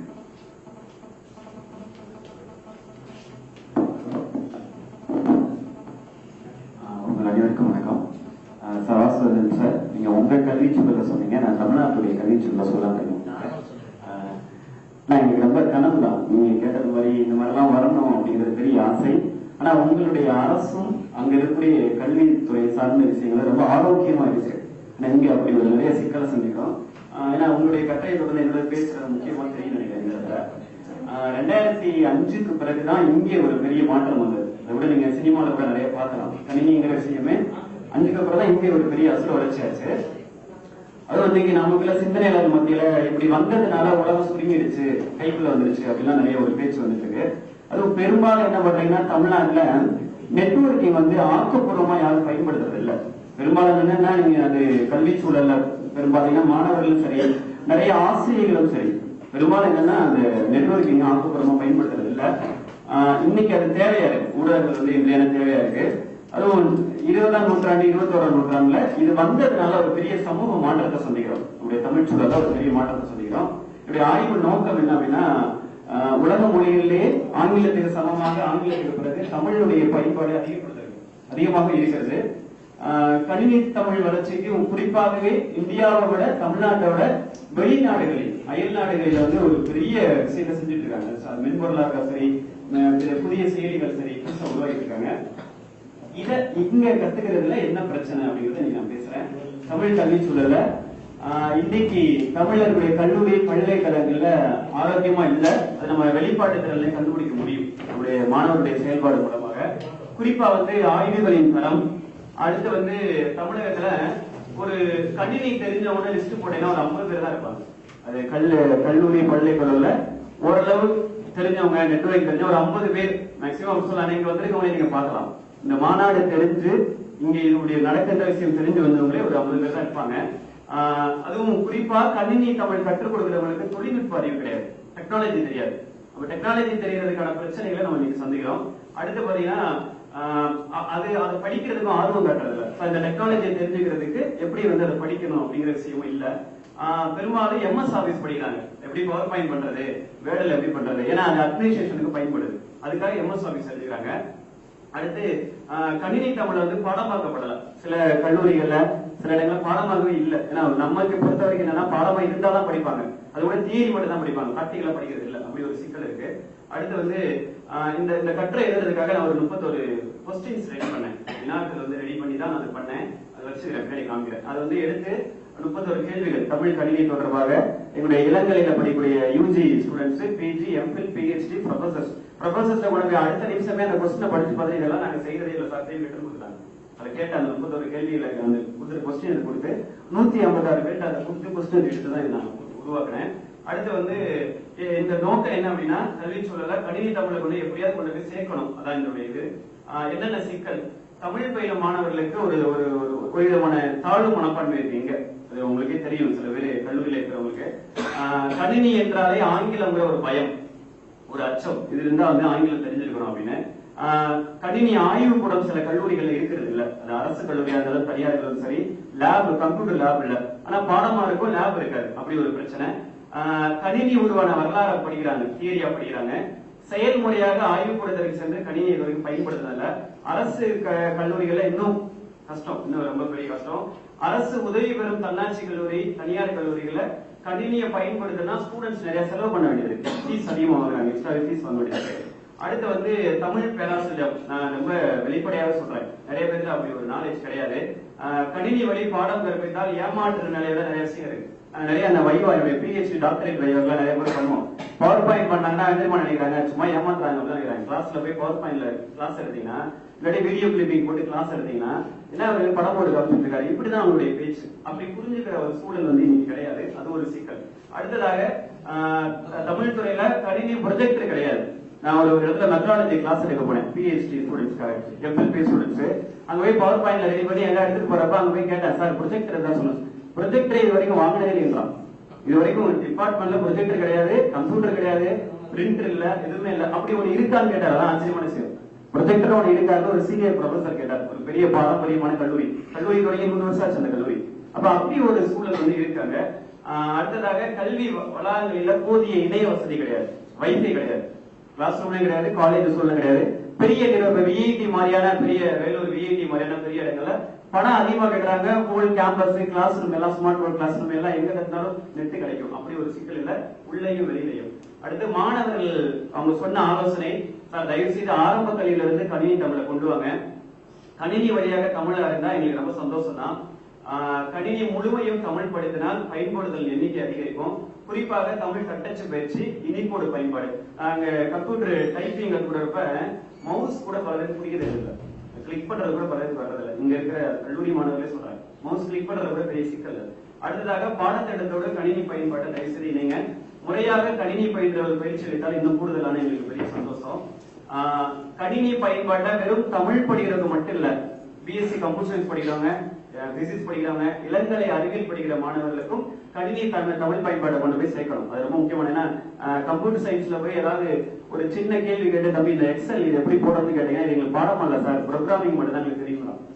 இங்க பிஎஸ்சி கம்ப்யூட்டர் சயின்ஸ் படிக்கிறவங்க ப்ரோக்ராமிங் கேட்டீங்கன்னா சொல்றேன், எம்எஸ் ஆஃபீஸ் பத்தி நாங்க கத்துக்கிறது இல்ல, படிக்கிறது இல்ல. அப்படி ஒரு சிலர் தமிழ் நெட்வொர்க்கை பத்தி சுத்தமா தெரியல அவங்களுக்கு. யாரு பிஎஸ்சி கம்ப்யூட்டர் சயின்ஸ் படிக்கிறவங்க, ஆனா முழுக்க ப்ரோக்ராமிங் போடுறதா. அப்படி ஒரு விஷயம் இருக்கு இன்னைக்கு சூழல்ல. அடுத்து குறிப்பாக முகநூல், கற்செயலி, அப்புறம் நீங்க இருக்கிற நம்ம இப்ப புலனம் சொன்ன மாதிரி தமிழை பயன்படுத்துறது எப்படி அப்படின்னு நம்ம கற்றுக் கொடுக்க வேண்டியிருக்கு. ஆசிரியர் கற்பிக்கும் போது அதிக வகுப்புகளில் கணினியை பயன்படுத்தினா மாணவர்களுக்கு கணினியை பயன்படுத்துகிற ஒரு ஆர்வம் வரும். ஏன்னா சில பேர் லேப்டாப் கிடையாது, நம்ம சொன்ன மாதிரி எதுவுமே வச்சுக்கிறது இல்ல, டேப்லெட்டோ லேப்டாப்போ வச்சுக்கிறது இல்ல. அது ஒரு சிக்கல். நம்ம என்ன செய்யணும், தமிழ் கணினி பயன்பாட்டை பரவலாக்க ஆலோசனை. அதுவும் உத்தமத்துல சொல்றது ஒரு நியாயமா இருக்குன்னு நான் நினைக்கிறேன். தமிழகம் முழுவதும் உள்ள பள்ளி, கல்லூரி, பல்கலைக்கழகத்தில் இருக்கக்கூடிய கணினி பயன்பாடு குறித்த விழிப்புணர்வை ஏற்படுத்தணும் இந்த உத்தமம். இது நிச்சயமாக தமிழ்நாட்டில் செய்ய வேண்டிய ஒரு முக்கியமான விஷயம். இரண்டாவது, கணினி பயன்பாடு குறித்து கருத்தரங்கம், பயிலரங்கம், மாநாடுகள், ஊரங்கம் தொடர்ந்து எங்க குறிப்பிட்ட டிஸ்ட்ரிக்ட் வைஸா நடத்தணும். இது தனியா ஒரு முறை நடத்த வேண்டிய தேவையில்லை. அடுத்து பள்ளி கல்வி, உயர்கல்வி பாடத்திட்டத்தில் கணினி தமிழை கட்டாயமாக பாடமாக்க வேண்டும். இதுக்கு அரசு என்ன செய்யணும் அப்படிங்கறத உத்தமம் மூலமாக நம்ம கொண்டு போய் ஒரு பெரிய தீர்மானம் நடத்த வேண்டியிருக்கு. அதே மாதிரி சில ஆர்வம் இருக்கக்கூடிய கணினி தமிழ் ஆசிரியர்களை கூட்டிட்டு வந்து பயிற்சி கொடுக்க வேண்டியது. நிச்சயமாக ஆர்வம் அடையக்கூடிய தமிழ்நாடு முழுக்க ஒரு செலக்ட் பண்ணி இப்ப நிறைய பேர் இருக்கிறாங்க, ஒரு 100 பேரை கூப்பிட்டு வந்து அவங்களுக்கு பயிற்சி கொடுத்து அது மூலமா எப்படி ஸ்ப்ரெட் பண்ணணும், அது எப்படி வந்து கொண்டு போய் சேர்க்கணும் அப்படிங்கிறத நம்ம நிச்சயமா செய்ய வேண்டியிருக்கு. அதே மாதிரி இதே மாதிரி புதிதாக வந்த மென்பொருள்கள் அவங்க கொண்டு போய் சேர்க்கணும். அடுத்து இளங்கலை இந்த மாதிரி கணினி எஃப்சிஏ படிக்கிறவங்க, பிஎஸ்சி படிக்கிறவங்க இப்ப கூட வந்து தம்பி விவேக் கட்டராசி போல தமிழ்ல மென்பொருள் எப்படி உருவாக்குறது, அவங்க எப்படி சாப்பிட்டு இருக்க முடியும். ஏன்னா எங்க போனாலும் சார் கணினி கத்துக்கிட்டா எனக்கு வேலை வாய்ப்பு கிடைக்குமா, அதான் அவங்க எக்கனாமிக்கலா யோசிக்கிறாங்க. நான் இதை படிச்சேன்னா எனக்கு என்ன வேலை வாய்ப்பு முக்கியத்துவம் கொடுக்கும் அப்படிங்கிற ஒரு கேள்வி இருக்கு. இப்ப நான் எங்களுடைய கல்லூரியில என்ன பண்றேன்னா முதுகலை படிக்கிறவங்களுக்கு ப்ராஜெக்ட் மேக்கர் சொல்லித்தரேன். அவன் என்ன பண்ணா பத்திரிகையில வேலைக்கு போறாங்க, மாசம் 25,000 30,000 சம்பளம். எப்படி வந்து டிசைன் பண்றது, வடிவமைப்பு, ஆனந்த விடணும், தினமலர், இந்தியா டுடே நிறைய பேர் இருக்கிறாங்க. அதுனா ஏன்னா அவனுக்கு அது தேவைப்படுது. அங்க போய் உட்காந்துக்கிட்டு அவன் டாக்டரேட்டோ எஃபிலோ அவனுக்கு உதவியா இருக்கு. அப்படி சில விஷயங்கள் கொடுத்துருவோம். அப்ப எக்கனாமிக்கலா அதே மாதிரி டிசிஎஸ் விப்ரோல நிறைய பேர் அதான் கேட்கறாங்க, சார் நாங்க தான் வந்து ஆங்கிலத்துல கணினி தெரிஞ்சதுனால சாப்ட்வேர் தெரிஞ்சதுனால நாங்க வேலைக்கு போறோம், தமிழ் படிக்கிறவங்க ஏன் அதுக்கு வேலைக்கு போக கூடாது, மென்பொருள் நிறுவனங்கள்ல அவங்களுக்கு என்ன வேலை. அப்ப அதை வந்து நம்ம எப்படி உருவாக்குறது, ஏன்னா எக்கனாமிக்கலா உருவாக்குறது முக்கியமான விஷயம். இல்ல நான் படிக்க மாட்டாங்க. ஏன்னா எம்சிஏ படிக்கிறதுடைய நோக்கமே என்னன்னா அதை எக்கனாமிக்கலா கொண்டு போய் சேர்க்கணும் அப்படிங்கிறது, அதை செய்ய வேண்டியிருக்கு. அப்புறம் தமிழ் கணினி பயிர்ல குறித்த விழிப்புணர்வு குறிப்பாக உத்தமம் தான் இதை செய்ய முடியும் நான் நினைக்கிறேன். ஏன்னா இப்ப இந்த டீம் அதனால அது ஆய்வு முடிவு இளங்கலை முதுகலை தமிழ் பயிலும் 156 மாணவ மாணவர் வந்து கணினி தமிழ் சட்ட தொடர்பான கேள்வியிலிருந்து கிடந்த கணினி அறிமுகம் உடையவர்கள் 156 பேர் தெரியும். மின்னஞ்சல் முகவரி 33 பேருக்கு இருக்கு, 156 பேர்ல இல்லாதவர் 123. வளைப்பு வந்து யார்கிட்டயுமே கிடையாது. ஏன்னா சில ஃபாரின் யூனிவர்சிட்டி எல்லாம் பாத்தீங்கன்னா வளைப்பு இருந்தா டிகிரி முடிக்க முடியும். கண்டிப்பாக ஒரு பிளாக் ஸ்பாட் இல்ல ஏதாவது வெப்சைட் இருக்கணும். இங்க அப்படி கிடையாது. தட்டச்சு பயிற்சி தெரிஞ்சவங்க 75 பேரு, இல்லாதவங்க 81 பேரு. மின்னூல்கள் அதுல வாசிக்கிறவங்க சில பேர் இருக்காங்க, வாசிக்காதவங்க 33 பேர் வாசிச்சவங்க, 123 பேர் வாசிக்கிறதே கிடையாது. சில பேர் பயன்படுத்துறதே கிடையாது. இனிக்கோடு 2 பேர் தான் இனிக்கோடு தெரியும். சமூக வலைத்தளத்தை பயன்படுத்துறவங்க 21 பேரு, 135 பேர் பயன்படுத்துறதுல. இணையம் தெரிஞ்சவங்க 37, 119 பேர் இணையத்தை பயன்படுத்துறதே இல்லை. அப்படின்னா என்னன்னே தெரியல. முடிவு கற்றல் கற்பித்தல் என்பது ஒரு குறிப்பிடத்தகுந்த நெறிமுறை. இது சரியாக செயல்பட அகவய புறவய சூழல் ஆரோக்கியமா இருக்கணும். உயர்கல்வி உயிர்ப்பானதாக இங்க இல்ல, அவை சேர்ந்த செயல்பாட்டில் இல்லை என்பது பொருத்தமானதாக இருக்கும். கணினி வழி தமிழை வளர்க்க வேண்டுமெனில் மாநாடுகளை கலந்து கல்வி நிலையில் ஒரு பெரிய மாற்றத்தை உருவாக்க வேண்டும் அப்படிங்கிற சிந்தனையை என்னுடைய கட்டுரை இருக்கு. நன்றி. பாத்தீங்கன்னா அரசு கல்லூரிகள்ல இலவச லேப்டாப் வந்து தராங்க. ஆனா எங்க துறையை பொறுத்த வரைக்கும் எங்க துறையில வந்து வைஃபை கனெக்ஷன் இருக்கு, ஃப்ரீயா தான் நாங்க மாணவர்களுக்கு பாஸ்வேர்டு தரோம். ஆனா என்ன பிரச்சனைன்னு பாத்தீங்கன்னா நெட் கார்டு போட மாட்டேங்கிறான். அந்த லேப்டாப் என்னன்னு பாத்தீங்கன்னா அந்த ஆப்ஷனே கிடையாது. இந்த ஃப்ரீயா கொடுக்கக்கூடிய லேப்டாப்ல அந்த ஆப்ஷனே கிடையாது. அந்த டிவைஸ் வாங்கி போடுறதுக்கு 1500 ரூபாய் ஆகும் அப்படின்னா அதை வாங்கி அவன் போட மாட்டேங்கிறான். நாங்க வந்து யூஜி 3rd இயர் கன்னி தமிழ்னு ஒரு பாடம் வச்சிருக்கோம். அது என்ன தவிர வேற யாரும் எடுக்கிறதுக்கு முன் வரது கிடையாது. 6 வருஷமா நானே எடுத்துட்டு இருக்கேன். இன்னொரு பாத்தீங்கன்னா பிஜில இணைய தமிழ்னு ஒரு பாடம் வச்சிருக்கோம். அது அந்த வலைப்பு உருவாக்கம், இந்த MS ஆபீஸ் தொடர்பான எல்லா விஷயங்களும் நாங்க சொல்லி தரோம். ஆனா என்ன பிரச்சனைன்னு பாத்தீங்கன்னா மாணவர்களுக்கு டைப்ரைட்டிங் நாலேஜ் சுத்தமா கிடையாது. நீ ஆங்கிலத்தை பார்த்து பயப்படவே வேண்டாம், நாங்க வந்து ஏதாவது சாஃப்ட்வேர் தமிழ்ல போட்டு தரோம், நீங்க வந்து இந்த கீபோர்டுல வந்து இந்த குட்டி குட்டி எழுத்துல தமிழ்ல ஒட்டி அதை பயன்படுத்துன்னு சொன்னாலும் டைப்ரைட்டிங் அப்படின்னாவே அவங்க முதல்ல மிரள்றாங்க. பேசிக்கா பாத்தீங்கன்னா ஆங்கிலம் தேவையில்லைன்னா நான் சொல்லுவேன். கணினி தமிழ் தெரிஞ்சுக்கிறதுக்கு தமிழ் ஃபாண்ட் இருந்தா போதும், தமிழ் அறிவு இருந்தா போதும். ஆனா மாணவர்கள் வந்து அந்த தட்டச்சு குறைபாடு காரணமா அவங்க வெளியில போய் கத்துக்கிறதுக்கு ஒரு 200 ரூபாய் மாசம் செலவழிக்க முடியாத ஒரு சூழ்நிலையில இருக்காங்க. அது துறையிலயும் பாத்தீங்கன்னா ஒரே ஒரு சிஸ்டம் தான் இருக்கு, அது வந்து டிபார்ட்மெண்ட் யூஸ் பண்ணிட்டு இருக்கு. எங்க கம்ப்யூட்டர் சயின்ஸ் டிபார்ட்மெண்ட்ல போய் கேட்டோம்னா தமிழ் மாணவர்களுக்குன்னா தரவே மாட்டோம். என்ன காரணம்னா அவங்க ஏதாவது ஒன்று தெரியாம பண்ணிடுவாங்க அப்படின்னு. எல்லா இடத்துல விக்கிபீடியா தொடர்பா ஒரு மீட்டிங் வச்சிருந்தோம். அதுல ஒரு 6 மாணவர்களுக்கு மட்டும்தான் அந்த பயன்பாடை பத்தி சொல்ல முடிஞ்சது. மற்றவர்களுக்கு இது என்னன்னே தெரியல. இணையத்து பக்கமே நாங்க போனது இல்லைன்னு சொல்றோம். இப்ப கற்றுக் கொடுக்க ஆர்வம் உடையவர்கள் இருந்தாலுமே கற்றுக்கொள்வதற்கு மாணவர்களுக்கு நிறைய தடைகள் இருக்கு.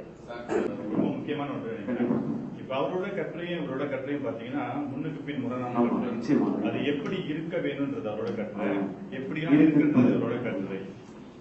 ஒன்று நாம் புரிந்து கொள்ள வேண்டும், மலேசியாவிலேயும் எங்களுக்கு பல சிக்கல்கள் இருக்கு. எங்களுக்கு அரசாங்கம் அள்ளி கொடுக்கறதில்ல. வெளிப்படையா சொல்லணும்னா எங்களிடையும் பாகுபாடு இருக்கு, எல்லாம் இருக்கின்றது.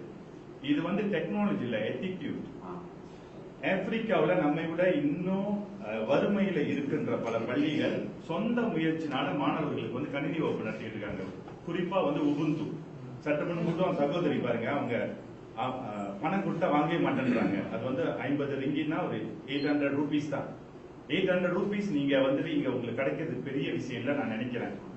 அது கிடைச்சிச்சுன்னா உங்க மாணவர்களுக்கு ஒரு ஆன்லைன் எஜுகேஷன் கிடைக்கும். இது வந்து நீங்க திரும்ப திரும்ப பாத்தீங்கன்னா இன்ஸ்டிடியூட்டா இன்னொன்று அவருடைய படிப்பு நல்லா இருந்தாலும் கூட நம்முடைய பணிகளை மற்றவங்கள்ட்ட தூக்கி போடுறோம். இது இன்ஃபீட்டோட வேலை கிடையவே கிடையாது. உங்க பள்ளியில இருக்கின்ற அதிபார்ந்த ஆசிரியர்களோட வேலை, அவர்களுக்கு மேல இருக்க தலைமை ஆசிரியர்கிட்ட கேட்கின்ற வேலை, ஒட்டு மொத்தமா தமிழக அரசு கேட்கின்ற வேலை. ஒரு நல்ல நாடு என்பது மாணவர்களுக்கு எளிமையான முறையிலும் இலவச கல்வி கொடுப்பது ஒரு நல்ல நாடாக இருக்க முடியும். இப்ப எங்க நாட்டுல வந்து கல்வி அமைச்சு எல்லாத்தையும் அள்ளி கொடுத்துறது இல்ல. அதுலயும் நாங்க வந்துட்டு தமிழ் பள்ளிகள்லாம் வந்துட்டு மலாய் பள்ளிகளுக்கு கிடைக்கின்ற நிதியுதவியின் படி முழுமையா எங்களுக்கு கிடைக்கிறது இல்ல. இருந்தாலும் சமூகமே சேர்ந்து 524 தமிழ் பள்ளிகள்ல 72 தமிழ் பள்ளிகளை சொந்தமா லேப் உருவாக்கி இருக்கோம். நாங்க உருவாக்கிய லேப் அரசாங்க லேப்புக்கு நிகராக இருக்கின்றது. இது வந்து ஒரு பணக்காரரோ ஆறு கொடுத்தது இல்லை. அந்த மக்கள் ஒரு 10 ரிங்கிட் 50 ரிங்கிட் இப்படி தட்டி தான் தரோம். இங்க வந்துட்டு என்ன செய்யறீங்கன்னா இந்த பணிகளை வேற யாராவது செய்வாங்கன்னு தள்ளி விட பார்க்கிறீங்க ஒழிய அதை வந்து ஸ்டேக் ஹோல்டர்ஸா நீங்க உள்ளுக்கு எடுத்துக்க மாட்டீங்க. நீங்க தயவு செய்து அப்படி எடுத்துக்கொள்ளணும். உங்களை குறைத்து சொல்வதற்காக நான் சொல்லல, நாங்க அங்க இருப்பதனாலும் சொல்லல. இது வந்து அந்த சமூகமே மாறாம அங்க மாணவர்களுக்கு நம்ம நல்ல கல்வியை கொடுக்க முடியாது. ஏன்னா எல்லா உலகத்துல நம்மை விட வறுமையானவர்கள் நல்ல டெக்னாலஜி பயன்படுத்தி இருக்கும்போது அதுல ஓப்பன் சோர்ஸ்ல எல்லாம் இலவசமா இருக்குது. அப்ப நான் பயன்படுத்தாமல் போனா நம்ம மாணவர்கள் பின்தங்கிப்பாங்க, கண்டிப்பா பின்தங்குவாங்க. அந்த ஒரு இதுதான் நான் பார்க்கின்றேன் பாருங்களேன். இன்னொன்னு அடிப்படையில இப்ப இந்த போன்ஸ் கூட பாருங்க, லதா போன்ஸ் தான் நம்ம பயன்படுத்திக்கிட்டே இருக்கின்றோம். நமக்கு தெரிஞ்சது அதுதான். லதாவுக்கு அப்புறம் நிறைய பேர் வந்துட்டாங்க, சரோஜாதேவி வந்துட்டாங்க, KR விஜயா வந்துட்டாங்க, எல்லாம் வந்துட்டாங்க. அந்த மாதிரி ஆயிரக்கணக்கான இலவச யூனிகோட் போன்ஸ் அவ்வளவு அள்ளி கிடக்கின்றது. இதை வந்து இலவசமா பெறுவது நாம ஒரு அடி எடுத்து வச்சோம்னா போதும், மாணவர்கள் ஒரு 3 அடி எடுத்து வைப்பாங்க. இப்ப அவரோட இது சாத்தியம் இல்லாம இருக்கலாம், அது வந்து எதிர்கால திட்டம். இப்ப இது வந்து சிக்கல்களா இருக்கலாம். நாம் எங்க நிக்கிறது தான் முக்கியம். அது நம்ம கண்டிப்பா பதிவு செய்யறது எல்லாமே சேர்ந்து செய்யணும். நாங்க ஒரு டெக்னிக்கல் பாடி, கவர்மெண்ட் சொன்னா எங்க பேச்சு கேட்க மாட்டாங்க. 5 வருஷம் திட்டம் போட்டு கொடுப்போம், இவங்க வருவாங்க தூக்கி போடுவாங்க, அதுக்கப்புறம் ஒண்ணும் செய்ய மாட்டாங்க. அதுக்கப்புறம் அவர் வருவாரு தூக்கி போடுவாங்க, ஒண்ணுமே செய்ய மாட்டாங்க. பைத்தியக்கார மாதிரி நடுவில் நின்றுகிட்டு இருக்கும். கல்வியாளர்கள் மதிக்கப்படணும், உங்களை தான் எம்பவர் பண்ணணும் அவங்க. சரிங்க, நன்றி. இந்த மாதிரி ஒரு 10 பேர் செஞ்சுட்டு இருக்காங்க. அந்த குழுவை தான் மாற்றத்துக்கு செஞ்சுட்டு இருக்கோம் சார், அதெல்லாம் பிரச்சனை இல்லை. நாங்களே எங்க சொந்த செலவுல பண்ணிட்டு இருக்கோம். அதை பத்தி எல்லாம் எந்த இன்னொரு தகவல் தான். முதல்ல சொன்னாங்க நாடு கல்வி அளவுல எல்லா தமிழ் பள்ளிகளுக்கும் அந்த விழிப்புணர்வு கருத்தரங்கு செய்ய வேண்டும் என்று. அதை வந்து தயவு செய்து உடனடியாக செய்து கொண்டே தொடர்ந்து செய்து கொண்டே இருக்க வேண்டும். அந்த விழிப்புணர்வு அங்குள்ள தலைமை ஆசிரியர்களுக்கு வர வேண்டும். அவர்களை சார்ந்த துணை தலைமை ஆசிரியர்கள், பொறுப்பாசிரியர்கள், இவங்ககிட்ட அந்த சிந்தனை மாற்றம் வந்தால் ஒழிய அங்க நடைபெறாது. ஆக அந்தந்த மாவட்டத்துல அந்த தலைமை ஆசிரியர்கள், அந்த சுற்றுவட்டாரத்தில் இருக்கின்ற நல்ல உள்ளம் படைத்தவர்கள் அவர்களிடம் அணுகலாம். எதற்கோ நம்ம வந்து செலவு செய்து கொண்டிருக்கிறோம். இந்த முக்கியமான இந்த இதற்கு வந்து செலவு செய்ய வேண்டும், ஒரு பகுதி செய்யலாமே.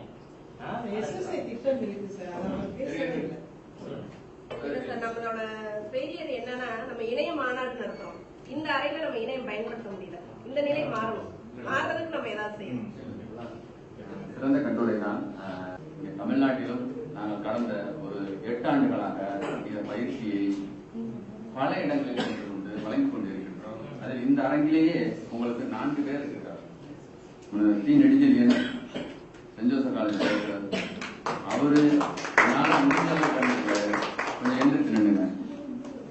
அடுத்தது அதுக்கு பக்கத்தில் தமிழ் இணைய பல்கலைக்கழகத்திலேயே 10 ஆண்டுகளுக்கு முன்பு இயக்குநராக இருந்தார்.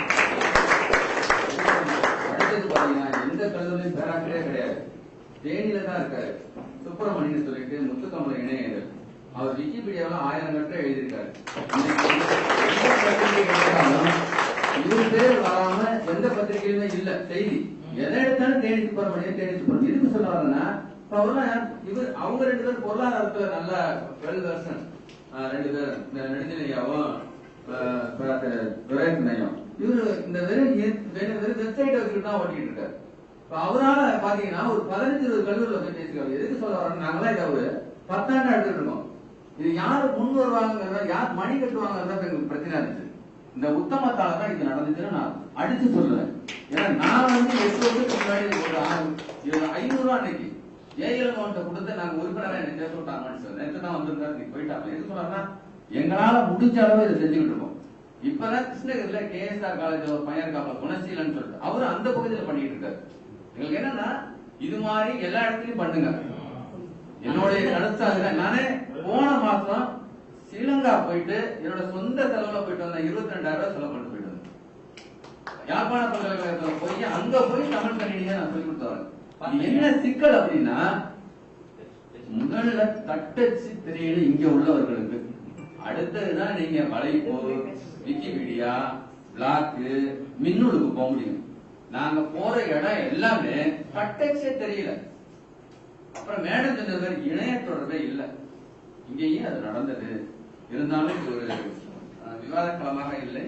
இது தொடர்பாக நாம் 5:30 மணிக்கு மேல் நாம் ஒரு இடத்தில் ஒன்று சேருவோம், அல்லது 6 மணிக்கு மேல் ஒன்று சேருவோம். இங்கே இருக்கின்றவர்கள் உட்கார்ந்து விவாதிப்போம், நல்ல கருத்துக்களை விழிப்புணர்வோம் என்று கூறி இந்த கட்டுரையாளருக்கு என் வாழ்த்துக்களை தெரிவித்துக் கொள்கிறேன். அடுத்த கட்டுரையாளர் இங்கே பல்கலைக்கழகத்தில் முனைவர் பட்டத்துக்கு மேற்படிப்பு படிக்கின்ற துறை மாணவி லட்சுமி அவர்களை ஒரு கட்டுரை வழங்க அழைக்கின்றேன்.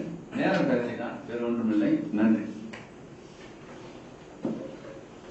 முனைவர் பட்ட ஆய்வை மேற்கொண்டு வருகிறேன். என்னுடைய ஆய்வு களமும் தமிழ் கல்வி தொடர்பானதுதான். நான் இந்த ஆய்வரங்கில் எடுத்துக்கொண்ட தலைப்பு தமிழ் மொழி பயன்பாட்டில் கற்றறி. இந்த தலைப்பை நான் எடுத்தது முக்கியமான காரணம் என்னன்னா, ஒரே ஒரு காரணம், தங்கிலீஷ் அப்படின்ற ஒரு மொழி வந்து புதிதா வளர்ந்துட்டு இருக்குது அப்படின்ற ஒரு கருத்தாக்கம் எல்லார்கிட்டையுமே இருக்குது. நீங்க தங்கிலீஷ்ன்ற மொழிக்கு நாம எப்படி எல்லாம் சூழல் போயிருக்கோம், அதுல இருந்து அடுத்த தலைமுறை, புதிதாக வரக்கூடிய தலைமுறை அதுல இருந்து மாறுபட்டு அவங்க இணையம் பயன்படுத்த தொடங்கும் போதே தமிழதான் வந்து பயன்படுத்தணும்.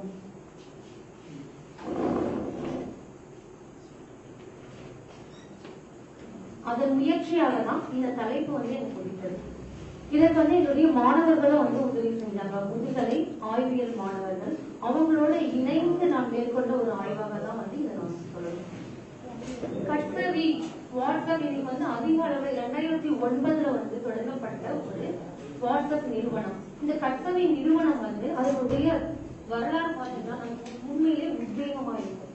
என்ன காரணம்னா, யாவுல வந்து பணியாற்றிலே 2 நண்பர்கள்,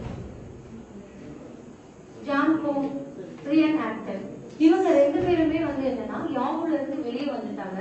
வெளியில வந்தோடனே அவங்களுக்கு வேலை தேடுறாங்க. முகநூல்ல வந்து அவங்க வேலை தேடி போயிட்டு இருக்காங்க. அங்க அவங்களுக்கு பணி கிடைக்கல. என்ன செய்யலாம் அப்படின்ற ஒரு நோக்கில இருக்கும்போது அவங்களுக்குள்ள குறுஞ்செயலி வந்து பகிர்ந்துக்கிட்டாங்க. இந்த குறுஞ்செயலி பகிர்ந்து கொள்ளும் பொழுது அதுல என்னென்ன குறைபாடுகள் இருக்குது, குறுஞ்செயலி அனுப்புறதுக்கு இவ்வளவு சிக்கல் இருக்கா, இந்த சிக்கல்களை நம்ம எப்படி கலைஞரும் முயற்சி செய்யறாங்க.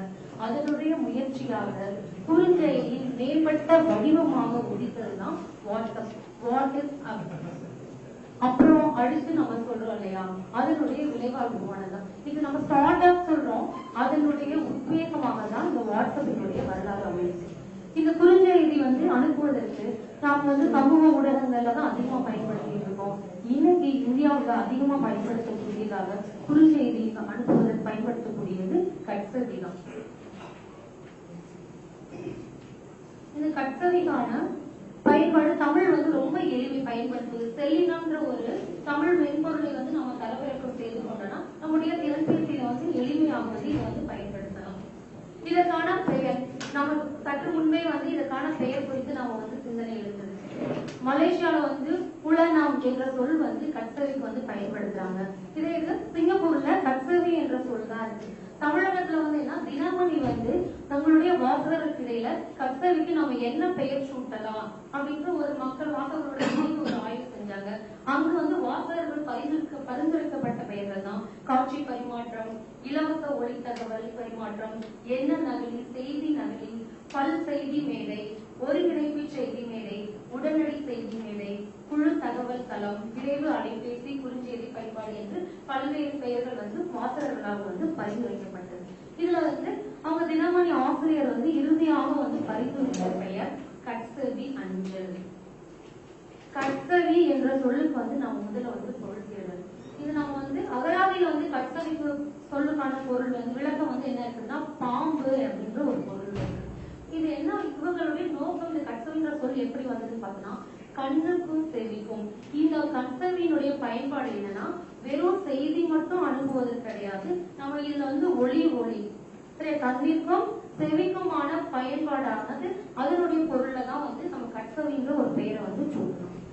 இப்ப வந்து இது அவங்க கட்சவி அஞ்சல் சொல்றாங்க, நாம ஏன் கட்சவின்ற பெயர்? அப்ப பாம்புன்ற ஒரு பொருள் இருக்கு, இது நம்ம பயன்படுத்தலாமான்ற ஒரு ஐயம் இருக்கு. அப்ப கலைச்சொல் ஆக்கத்தினுடைய விளக்கத்தை வந்து நான் தேடும் பொழுது என்னன்னா பழைய பெயர்களை நாம் பொருந்தும் வகையில் புதிய சொற்களுக்கு சூட்டுவது கலைச்சொல்லாக்கத்தில் ஒரு உத்திகம்.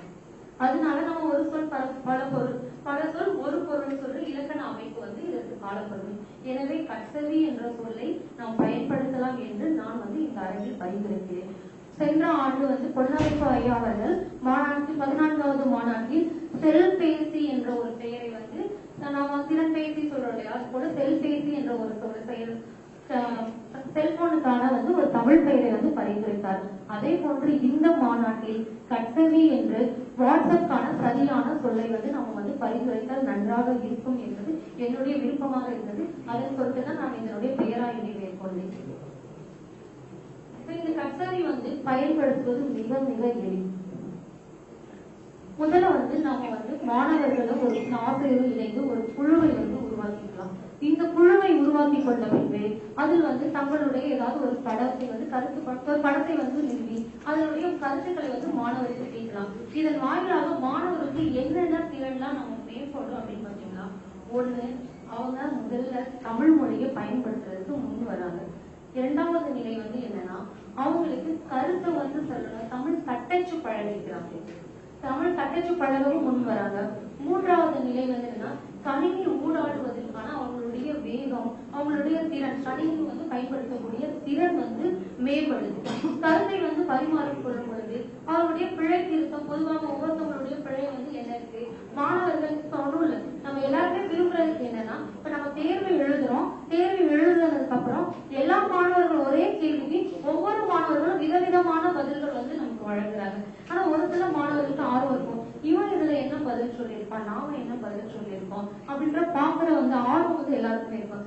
இந்த குழுவுல ஒவ்வொருத்தருடைய பதிலும் வந்து பரிந்துரைக்கப்படும்படி ஒரே கேள்விக்கு பல்வேறு விதமான பதில்கள் நமக்கு கிடைக்கும். இது எல்லோருமே பார்க்கலாம். இது மாணவர்கள் தங்களுடைய திறனை தானே மேம்படுத்திக் கொள்வதற்கு வந்து இது பயன்படும். அடுத்தது வந்து இதுல ஒளி காட்சி, அசைவு படங்கள், காட்சி படங்கள், இது எல்லாமே இணைந்து மாணவர்களுடைய கேள்வி பதில் வந்து நம்ம கொடுக்கும் பொழுது மாணவர்களுடைய கால நேரம், பயன்படுத்தக்கூடிய கால நேரம், ஏன்னா முதல்ல யார் பயன்படுத்துறாங்களோ அவங்களுக்கு முதல்ல வந்துடும். இதுல வந்து யார் நான் முதல்ல அனுப்புறேன், நீ முதல்ல அனுப்புறேன்ற போட்டிக்கு இடம் இல்லாம அப்ப அவருடைய பயன்பாட்டு திறன் வந்து மேம்படும்.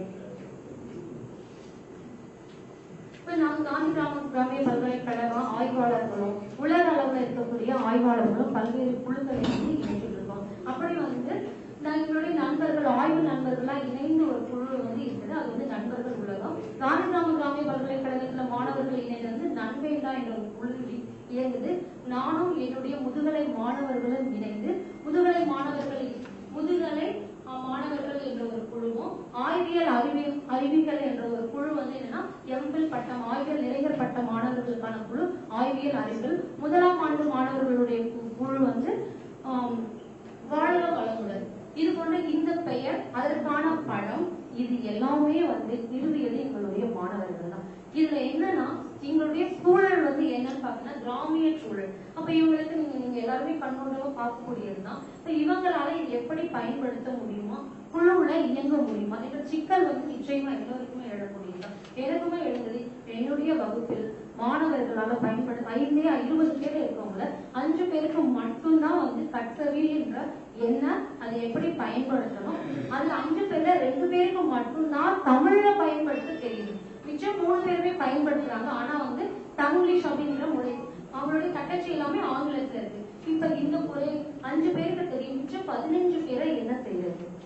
அப்ப நீங்க 15 பேர்கிட்ட அவங்க வீட்டுல பெற்றோர்கள் வந்து பயன்படுத்துறாங்க, அவங்களுடைய சகோதரர்கள், நண்பர்கள் வந்து பயன்படுத்துறாங்க. வீட்டுல வந்து ஒரு திறன்பேசியில கட்சவி பயன்படுத்திட்டு தான் இருக்காங்க. அப்ப அதுல பெண் குழந்தைகள் தயங்குனாங்க. எங்க பெற்றோருடைய எண்ணை வந்து கொடுக்கறதுக்கு எனக்கு தயக்கமா இருக்குதுன்னு சொன்னேன். நான் சொன்னேன் இது என்னுடைய பொறுப்பாக இருக்கட்டும், என்னுடைய ஒரு சிறிய முயற்சியா இது இருக்கட்டும் சொல்லிட்டு பெண் குழந்தைகளோட எண்ணையும் வந்து அவங்க பெற்றோரோட எண்ணெய் வாங்கி நாங்க முதல்ல ஒரு குழு அமைச்சோம். முதல்ல 5 பேர் தான் இயங்கிட்டு இருந்தோம். நாளாக பெண் குழந்தைகள் மாணவர்களுடைய எண்ணிக்கை பெருகிக் கொண்டே இருந்தது. தமிழ் ஆர்வம், எனக்கு கிடைக்கக்கூடிய செய்திகள் ஒண்ணும் இல்லை, நம்ம பாட புத்தகத்துல வச்சு ஒரு கதையை சொன்னா படிக்கிறதுக்கு யாருமே முன் வர்றது கிடையாது. இதே நீங்க கட்சவியில ஒரு எவ்வளவு பெரிய கதையை கொடுத்தாலும் சரி, இல்ல தமிழ் இலக்கணம் தொடர்பான தகவல்களை கொடுத்தாலும் சரி, மாணவர்கள் படிக்கிறதுக்கு விரும்புறாங்க. ஏன்னா அவங்களுக்கு வந்து காலத்துக்கு ஏற்ற ஊடகத்தில் இயங்கணும்ன்றது அவங்களுடைய விருப்பமா இருக்கு. அவங்களுடைய மாணவர்களுக்கு ஏற்ற கல்வி முறையாக நான் இதை வந்து என்னுடைய சுய முயற்சியில எங்களுடைய மாணவர்களை வந்து நான் முயற்சி செஞ்சுட்டு இருக்கேன். நன்றி.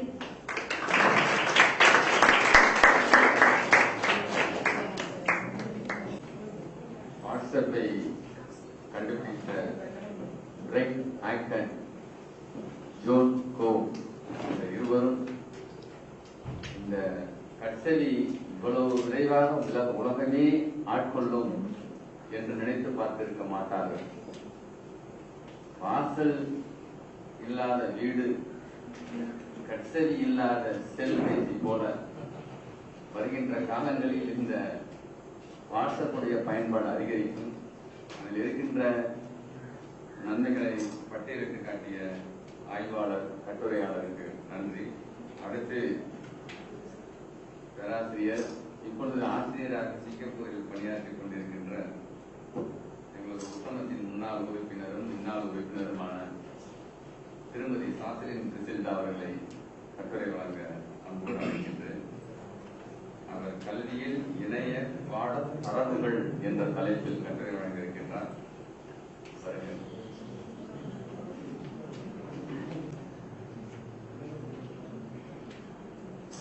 கருத்தரங்கினை சிறப்பாக தலைமையேற்று நடத்தி கொண்டிருக்கக்கூடிய தலைவர், எங்களுடைய சிறந்த வழிகாட்டி நண்பர் முனைவர் துரை மணிகண்டன் ஐயா அவர்களுக்கும், இந்த அரங்கம் நிறைய வீட்டிற்கக்கூடிய நிறைய நண்பர்கள் இருக்கிறார்கள், அனைவருக்கும், பேராசிரியர் பெருமக்கள் அனைவருக்கும் முதலில் என் வணக்கத்தை தெரிவித்துக் கொள்கிறேன். இந்த பாடத்தை தொடங்குறதுக்கு முன்னாடி நான் ஒரு விஷயத்தை வந்து தெளிவா சொல்லிடணும்னு விருப்பப்படுறேன். அதுதான் என்னுடைய கடமை. காரணம் என்னன்னா, இந்த கட்டுரை நான் எழுதி அனுப்பிய பொழுது நான் இந்தியாவில் இருந்தேன். அப்ப எனக்கு இந்திய கல்வி முறை மட்டும்தான் தெரியும். அதன் அடிப்படையில தான் இந்த கட்டுரை தயாராக இருக்கிறது. இது சிங்கப்பூர் அடிப்படையிலான கட்டுரை அல்ல, இது இந்திய சூழலுக்கு உகந்த கட்டுரை மட்டுமே. இன்னைக்கு நான் இருக்கிறது வந்து சிங்கப்பூர்ல இருந்து வந்திருந்தாலும் நான் இந்தியாவை ரெப்ரசென்ட் பண்ணி தான் இந்த கட்டுரையை நான் பிரசன்ட் பண்ணக்கூடிய சூழல்ல இருக்கிறேன். அதனால வந்து இதை வந்து சிங்கப்பூரோட இணைத்து கொள்ள தயவு செய்து செய்ய வேண்டாம். அதுக்கப்புறம் எனக்கு அதனுடைய தாக்கம் இருக்கிறது, அதனோட இணைத்து நான் சொல்லுவேன். இந்த இணைய பாட தரவுகள் அப்படின்னு சொல்லி எடுக்கும் பொழுது நான் இதுல வந்து பெருசா நான் எதுவும் சொல்லல. 2 நாட்களாக நடக்கக்கூடிய நிகழ்வுகள் வந்து நிறைய பேசியிருக்காங்க. அதனுடைய ஒரு தரவுகள் அப்படின்றத வந்து ஒரு தியரியா தான், ஒரு இதான் நான் கொடுக்க போறேன். அப்படி இருக்கின்ற பொழுது நாம இன்றைக்கே பார்த்த 2 கட்டுரைகளை பற்றி நம்ம ஒரு பேசினாங்க இல்லையா? இப்போ இணையத்தை பயன்படுத்தி கற்பிக்கக்கூடிய உத்திமுறைக்கு என்ன எங்க வந்து சேரும் அப்படின்னா, கற்பித்தல்ல வந்து நமக்கு வந்து கல்வி தொழில்நுட்பம் என்கிற அடிப்படையில வந்து சேரும். Education in technology, technological education அந்த மாதிரி. அடுத்து இந்த கல்வி தொழில்நுட்பம் அப்படிங்கறத எப்படி வரையறுக்கிறாங்க அப்படின்னா, ஒரு ஆசிரியர் வந்து கணினி உதவியோட கற்பித்தல், தட் இஸ் கால் அப்படின்னு சொல்லுவாங்க. அது CI, computer assistant instruction R computer assistant language learning அப்படிங்கிற ஒரு விஷயம் இருக்கும். அல்லது முன்பே உள்ளீடு செய்யப்பட்ட பாடப்பொருட்கள் உதவியோடு கணினியில் தாமே சுயமாக கற்றல் அப்படிங்கிற அடிப்படையில இதுதான் கால். இன்ஸ்ட்ரக்ட் பண்றது CI அப்படின்னு சொல்லி சொல்றோம். இன்றைக்கு நம்ம இந்திய முறையில வந்து முதலில் வந்து ரொம்ப சிறப்பா இருக்கும். இந்த கல்வியல் தொழில்நுட்ப அணுகுமுறைகளை வந்து கணினி வழியா போகும்போது 3 வழியில தான் சொல்லலாம்.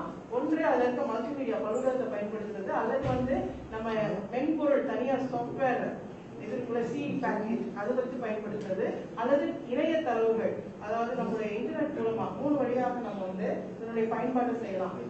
இணையம் வழி கற்றல் அப்படிங்கறத தான் நான் இன்னைக்கு எடுக்க போறேன். அதாவது நம்முடைய இந்திய சூழல், தமிழக சூழல்ல வகுப்பறைகளை இணைய வழி கற்றலை எப்படி கொண்டு போகலாம் அப்படிங்கிறது தான். இது 2 வகையில ஏற்கனவே செயல்பாட்டுல இருக்கு. ஒண்ணு இணையம் வழி வெப் பேஸ்ட் இன்ஸ்ட்ரக்ஷன் அப்படின்னு சொல்லும் பொழுது இவங்க சொன்ன மாதிரி வாட்ஸ்அப்பே இப்ப இன்னைக்கு இணையத்துக்குள்ள வந்துருச்சு. இருக்கக்கூடிய அனைத்து இணைய தரவுகள் இருக்கு இல்லையா, இணைய தளங்கள், அதுல இருக்கக்கூடிய வலைப்பூக்கள், இதை பயன்படுத்தி ஒரு ஆசிரியர் கற்பித்தலை செய்வது, அல்லது டைரக்டா இந்த மலேசியால இருந்து சொன்னாங்க இல்லையா, மலேசியால வந்தவங்க எல்லாமே என்ன காட்டினாங்கன்னா வெப் பேஸ்ட், அதாவது எஜுகேஷனல் வெப்சைட்ஸ் காட்டினாங்க. அதுல இருக்கக்கூடியதை கற்றுக்கொள்வது ஆகிய இந்த 2 வழிகள்ல நடந்துட்டு இருக்கு. இப்ப இந்த இணையத்தை தமிழக கல்வி சூழல பயன்படுத்துறதுக்கு என்ன ஏதுவான வசதிகள் இருக்குன்னா, இணையம் ஒரு பல்லுலகமா இருக்கு.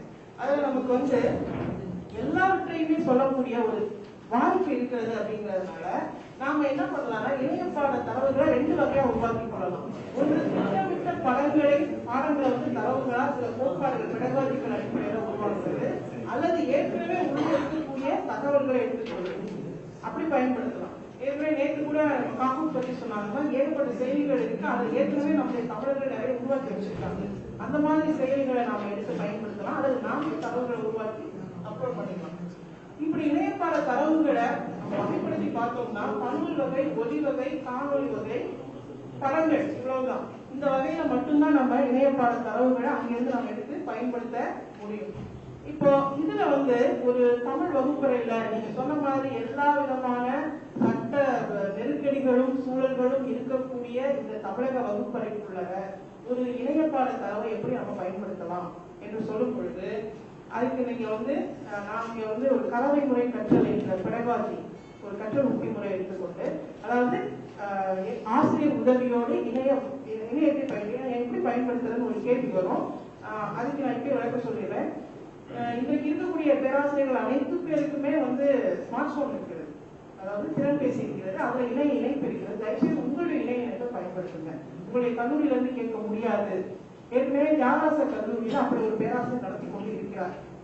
அதனால பேராசிரியர்கள் செய்து கொண்டுதான் இருக்கிறார்கள். உங்களுடைய இணைப்பை பயன்படுத்தி இது மாதிரி ஒரு எல்சிடி ப்ராஜெக்டும் உங்களுடைய கல்லூரியில் கண்டிப்பா கிடைக்கும். எஸ்எஸ்சி திட்டத்தின் மூலமாக எல்லா பள்ளிகளுக்கும் ஒரு ப்ராஜெக்ட் எல்லாமே கொடுத்துட்டாங்க. அதை வைத்துதான் என்னுடைய ஆய்வையை நான் செஞ்சேன். அதனால ஏற்கனவே முன்னாடி கட்ட படிச்ச ஒரு மாதிரியான ஒரு மிகப்பெரிய கஷ்டமான சூழல் தமிழகத்துல இல்ல, மாறிக்கொண்டு இருக்கிறது.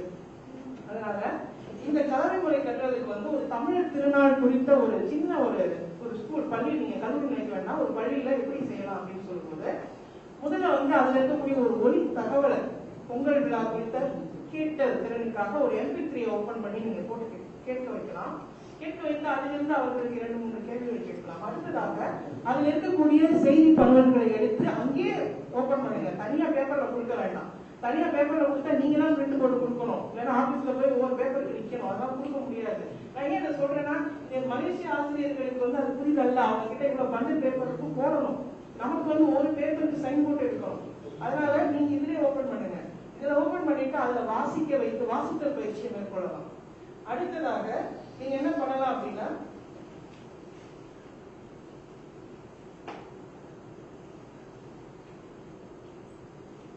வாசித்தல் பயிற்சியை முடிச்சுட்டு 3 நாள் நிகழ்வில் உள்ள பண்பாட்டு அடையாளங்களுக்கான படத்தளவுகள், நிறைய படத்தளவுகள் இணைய வழியில குவிந்து கிடக்கு. அதை எடுத்து காட்டுங்க. அந்த படத்தளவுகளை அடிப்படையாக கொண்டு அவர்களை பேச செய்யுங்கள் அல்லது எழுத செய்யுங்கள், குழுக்களாக பிரித்து. அதுதான் செயல்பாடு. அந்த குழு செயல்பாடுங்கிறது இங்கதான் வருது. நீங்க ஆசிரியர் பேச வேண்டாம். இங்க எல்லாமே நான் சொல்றதெல்லாம் மாணவர் செயல்பாடு தான். நம்ம எப்படி மாணவர்களை ஒரு மணி நேரத்தில் செயல்படுத்துறதுன்னு எனக்கு ஒரு கேள்வி இருந்தது இல்லையா, அந்த கேள்விக்கு தான் நான் பதில் சொல்லிட்டு இருக்கேன். இது அனைத்துமே நீங்க செய்ய வேண்டியது காமிச்சுட்டே இருக்கீங்க. பேசுறதாவும் தான், எழுதுறதாவும் தான், குழு செயல்பாடு செய்யறதும் மாணவர்கள் தான். நம்முடைய வகுப்பறைக்குள்ள உட்கார்ந்த இடத்துல நடக்கவும் போறது இல்லை, உட்கார்ந்து திரும்பி நம்ம செய்ய போறாங்க. அடுத்ததாக பொங்கல் விழா குறித்த நிறைய பாடல்கள் நம்ம கிட்ட, பழைய பாடல்கள் கூட நிறைய இருக்கு. அதை எடுத்து அவர்களை கேட்க செய்து இதுல இருக்கக்கூடிய பண்பாட்டு அடையாளமாக நீ என்ன நினைக்கிறாய் என்பதை வெளிப்படுத்து என்று பேசுதல், எழுதுதல், குழு செயல்பாடு, இந்த 3 அடிப்படையில் நீங்க தாராளமா செய்ய வைக்கலாம். அப்போ ஸ்கில் பேஸ்ட் லேர்னிங்கிறது நம்ம வகுப்பறைக்கும் சாத்தியமே, நம் தமிழக வகுப்பறைக்கும் சாத்தியமே. இதை வந்து நாங்கள் ஏற்கனவே அருளானந்த கல்லூரியில செய்து பார்த்து அதை மனோன்மணியம் கல்லூரி கல்வியியல் கல்லூரியில நானே கட்டுரை படைத்து அதுக்கு நான் பெஸ்ட் பேப்பர் அவார்டும் வாங்கிட்டேன் போன வருஷம் 2015. அதே எங்களுடைய அருளானந்த கல்லூரி வகுப்பறையில நாங்கள் சேவை செஞ்சிருக்கோம். இது மாதிரியான செயல்பாடுகளால கேட்டல், வாசித்தல், பேசுதல் முதலிய திறன்களை வந்து நம்ம வலுவூட்டம் கொடுத்து அனைத்து திறன்களையும் நம்ம கொண்டு வர முடியும். சரி, இணைய வழியாக கல்வி பயன் என்ன கிடைக்கும்னா எளிமை, விரைவு, விரிவு, விளைப்பயன், ஈர்ப்பு, மனமகிழ்வு முதலான பல்லுலக பயன்பாடு நம்ம முடிக்க முடியும். கற்றல் கற்பித்தலுக்கு உதவும் வகையில் பல வகையான இணைய இயங்குகள், செயலிகள், மென்பொருட்கள் இலவசமா நமக்கு கிடைக்குது. இவ்வளவுதான் என்னுடைய கற்றல். அதனால நம்முடைய வகுப்பறைக்கும் இது சாத்தியமே என்பதற்காக தான்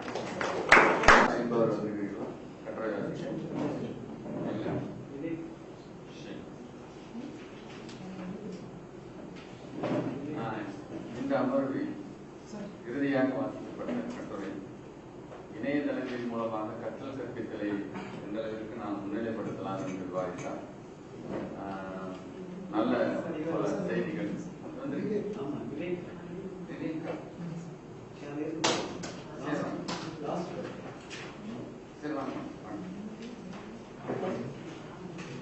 நண்பர்களுக்கு திறமூன்று தமிழ் மென்பொருட்கள் பற்றி தற்பொழுது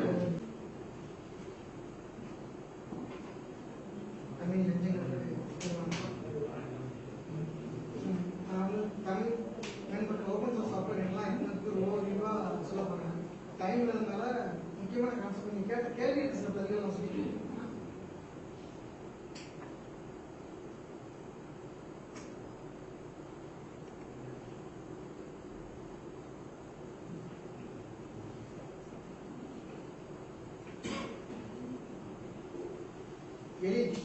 எப்படி ஒரு சாஃப்ட்வேர்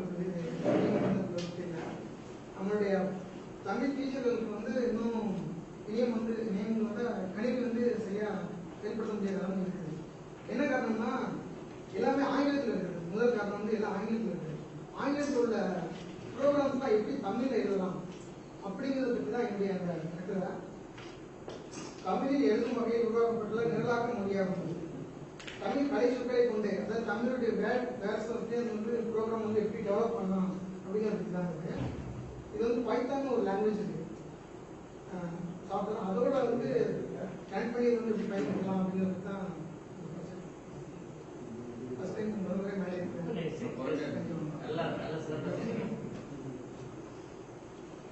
இது உருவாக என்ன காரணம்னு பார்த்தோம்னா பெரும்பாலான கணினி நிரல்கள், அதாவது கம்ப்யூட்டர் ப்ரோக்ராம்ஸ் எல்லாமே இங்கிலீஷ் தான் இருக்குது. எதுவுமே தமிழ் இல்லை. தமிழ் வந்து இப்போ வந்து உலகில் இருக்குன்னா தமிழர்கள் தான் கணினி துறையில் அதிகமாக இருக்கிறாங்க.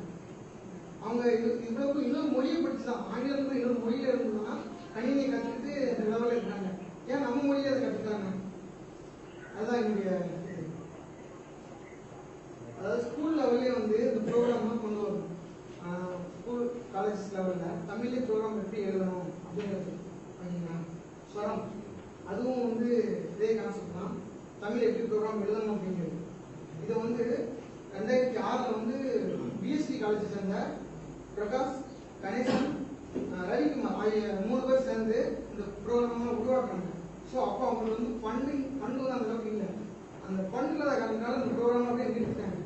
இது ஒரு சின்ன ப்ரோக்ராம் எப்படி எழுதுறது எழுதினா, இப்போ வந்து ஒரு சி ப்ரோக்ராம் எழுதணும்னா பிரிண்ட், பேக்கு, கண்டினியூ இந்த மாதிரி கீழ் எல்லாம் கொடுக்கும். இதெல்லாம் வந்து தமிழ்ல வந்து பிரிண்ட் பதில் பதிப்பி, பேக் பதில் நிறுத்தி, கண்டினியூனா தொடர், ரிட்டர்னா பின் கொடு, இட்டல்ஸ்னா ஆனால், எல்ஸ்னா இல்லை ஆனால், எல்ஸ்னா இல்லை, முடினா வந்து எதிர்பார்க்கணும் ஃபங்க்ஷன், ஒயினா வரை, டூனா ஆக, முடியாது, செலக்ட்னா தெரிஞ்சது, தேர்னா கேஸ், இந்த மாதிரி வந்து கீவேர்ட் பயன்படுத்திக்கணும். அதான் அந்த ப்ரோக்ராம் நம்ம எப்படி எழுதிக்க முடியும். ஓகேங்களா? வெற்று முதன்மை, அதாவது ஆங்கிலத்தில் வந்து வாய்ஸ் நேம் அப்படின்னு சொல்லுவோம். இது வந்து தமிழ் வந்து வெற்று முதன்மைன்னு சொல்றோம். சாரம் பேர், அதாவது வந்து அரே நேம் கொடுக்குறோம். ஒரு 5 பேர் கொடுக்குறோம். திறன், பல்லவி, அனுபல்லவி, சரணம், இந்த மாதிரி. இதுல வந்து எதோடைய லென்த் அதிகம் அப்படிங்கிற மாதிரி தமிழ்ல ஒரு ப்ரோக்ராம். ஓகேங்களா? முழு நீளம், பெயருடைய நீளம் என்ன கொடுக்குறோம். அப்புறம் வந்து ஆக, முழு ஆ ஈக்குவல் 0 வந்து அது வந்து ஃபார்வர்ட் கொடுக்குறது. இது வந்து for i equal 0, great 1 equal 1 100% கொடுக்கும். அந்த மாதிரி தமிழ்ல இருக்கு. எண்ணில் வந்து ஒய், அதாவது என்ன மாதிரி எடுக்கிறோம் அப்படின்ட்டு. பெயர் வந்து ஆவணா பெருசா இருக்கான்னு பார்க்கணும். இப்போ வந்து சிலது 4 எழுத்து, சில 5 எழுத்தா இருக்குது. இது வந்து குறைஞ்சக்காண்டி சொல்றோம். சம்பந்தமான சாரம் டா சீக்கிரத்து சி அது வந்து 3வது பேர் வந்து அந்த ஃபர்ஸ்ட் பேரோட எத்தனை கம்பேர் ஆகுது. அப்புறம் 3வது பேரும் ஃபர்ஸ்ட் எழுத்தும் எந்த மாதிரி கம்பேர் ஆகுது. அப்புறம் நம்ம எத்தனை எழுத்து கொடுக்குறோம், அதாவது 4 எழுத்து உள்ள பேர் வந்து எனக்கு ரெட்டிவாய் அவுட்புட் வேணும் அப்படின்னு, ஓகேங்களா? அது வந்து அது கொடுக்குறோம். ஆக மறுபடியும் அந்த லூப் கொடுக்குறோம், எத்தனை எழுத்துல இருக்குது மற்ற இடத்துல வந்து வெளியில் விட்டுரும், ஓகேங்களா? அப்புறம் வந்து அவுட்புட் வந்து பிரிண்ட் ஸ்கிரீன் கொடுக்குறோம். நமக்கு தேவையான லெட்டர்ல வந்து எல்லா எழுத்தும் வேணும் அப்படின்னு கொடுக்குறோம், ஓகேங்களா? இப்போ வந்து இது அவுட்புட் என்ன ஆகுதுன்னா, இப்போ நம்ம கொடுத்தோம் எனக்கு வந்து 4 எழுத்து உள்ள வந்து வேர்டு வந்து வெளியில் வரணும் அப்படின்னு. 4 எழுத்து உள்ள வார்த்தைனா பல்லவி அப்படிங்கிற வார்த்தை நம்ம அவுட் ஆஃப் பண்ணுறோம், ஓகேங்களா? இதில் என்ன பிரச்சனை இருக்குன்னா, ஜஸ்ட் வந்து ஒரு பேரை பிரிண்ட் பண்றோம், அப்புறம் வந்து ஒரு நம்பரை வந்து பிரிண்ட் பண்றோம். பிரிண்டிங் ப்ரொசீஜர் மட்டும்தான் அந்த ப்ரோக்ராம் எழுதலாம். அது தாண்டி எழுத முடியாத நிலைமை இருக்குது. ஸோ இதை வந்து இம்ப்ளிமெண்ட் பண்ணணும். இதுலேயே வந்து எல்லா ப்ரோக்ராமும் எழுதணும். நம்ம பண்ற வெப்சைட் அப்ளிகேஷன்ஸ் எல்லாமே வந்து தமிழ் மொழியே பண்ணணும். அதுதான் என்னுடைய வந்து பிஹெச்டி தீசிஸும் இது சம்பந்தம் பண்ண போறேன். கேள்வி அப்புறம் சொன்னாங்க ஒரு சில தமிழக அரசு வந்து இந்த மாதிரி எனக்கு வந்து என்ன ஃபண்டு வழங்குறாங்க, தமிழ் இணைய கல்விக்காரன் அதில் வந்து கிட்டத்தட்ட 2 கோடி ரூபாய் இந்த மாதிரி ஃபண்டு ஒதுக்கியிருக்காங்க. ஸோ அந்த ஆசிரியர்கள் வந்து கரெக்டாக அப்ரோச் பண்ணாலே போதும். அது வந்து நமக்கு வந்து கிடைக்கும். மாணவர்களுக்கு ஒரு அமௌண்ட் கொடுக்குறாங்க, ஸ்டூடெண்ட்ஸ் ஸ்டாஃப்களுக்கு ஒரு அமௌண்ட் கொடுக்குறாங்க, வெளில இருந்து தன்னார்வ தொண்டர்களுக்கு அவங்களுக்கு ஒரு அமௌண்ட் கொடுக்குறாங்க. இதெல்லாம் வந்து கரெக்டாக நம்ம யூஸ் பண்ணிக்கணும். நீங்க ஏதாவது தமிழ்ல இந்த மாதிரி மென்பொருள் உருவாக்கிருக்கீங்களா? இல்லை சார், ப்ளீஸ் இப்போ ஸ்டார்ட் பண்ணிருக்கேன். என்ன மாதிரி உருவாக்கலாம்? இதான் சார் தமிழ்ல வந்து இல்லை எது சொல்லலாம், இந்த ப்ரோக்ராம் தான் சார் உருவாக்கலாம். அது மாதிரி எழில் மாதிரி இன்னொரு நிரல் மொழி நாவியை காட்டினீங்க, இல்லை நாவி மாதிரி ஏதாவது போயிடலாம். இல்லை சார், அது வந்து சும்மா ஒவ்வொரு இல்லை அதான் உங்களுடைய வந்து வரீங்க என்ன மாதிரியானதுக்கு வரீங்கன்னு கேட்குறோம். ப்ரோக்ராம் எழுதுறதுதான் சார், அப்ளிகேஷன் உருவாக்கலாம். சரி, நல்லது.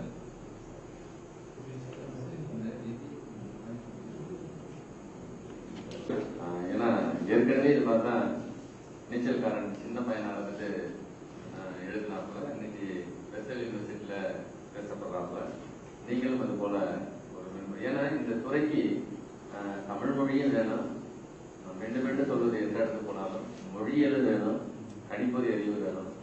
இந்த 3ம் தெரிந்திருந்தால் உலகையே ஆண்டு விடலாம். நாம் இன்றைக்கு இருக்க வேண்டியது அன்னைக்கு சேர சோழ பாண்டியர்கள்லாம் 3 படை 4 படை இருந்தாலும் வென்றார்கள். இன்னைக்கு 3 மொழி அறிவு வேணும். அது தம்பியிடம் கணிப்பொறி அறிவும் இருக்கிறது, தமிழ் அறிவும் இருக்கிறது. பயன்படுத்துங்கள். உங்களை நாங்கள் உத்தமம் சார்பாக வாழ்த்துகின்றோம். ஏனெனில் இங்கே உத்தமத்தில் இருந்தால் பலர் வெளியில் சென்று பெரிய ஆட்களாக உருவாக்கி இருக்கிறார்கள் என்றுதான் 100% உண்மை. அதை மனதில் கொண்டு செய்யுங்கள். உங்கள் ஆராய்ச்சி நல்ல முறையில் அமையட்டும். அவர்கள் மிக முக்கியமாக விவாதிக்கப்பட்டது 5 கட்டுரைகள். எல்லாமே கற்றல் கற்பித்தல் அடிப்படையில் அமைந்தன. நீங்களும் வினாக்களுக்கு விடை எழுதினால் நேரம் கருதி நான் பேச விரும்பவில்லை. வினா எழுப்பிய அனைவருக்கும் நன்றி. வினா எழுப்புவதற்கு ஒரு அறிவு வேண்டும். அதே மாதிரி அதை இங்கே வந்து தெளிவாக எடுத்து உரைத்த ஆய்வாளர்கள் ஒவ்வொருவருக்கும் உத்தமம் சார்பாகவும் காந்திகிராமம் பல்கலைக்கழகத்தின் சார்பாகவும் நன்றி தெரிவித்துக் கொள்கின்றேன். இப்பொழுது அந்த 5வருக்கும் ஒரு சின்ன நினைவு பரிசும் அவர்களுக்கான சான்றிதழும் வழங்கப்படுகின்றது. இந்த சான்றிதழை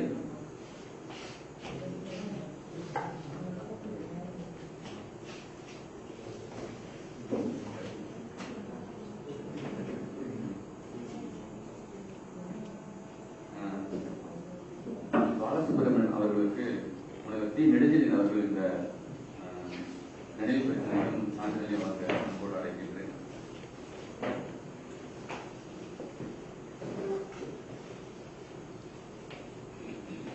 அடுத்திருந்து வருகை சென்றிருந்த வாசுதேவன் லட்சுமணன் அவர்களுக்கு பேராசிரியர் கா. துரையரசன் அவர்களை நினைவு வழங்க அன்போடு அழைக்கின்றேன்.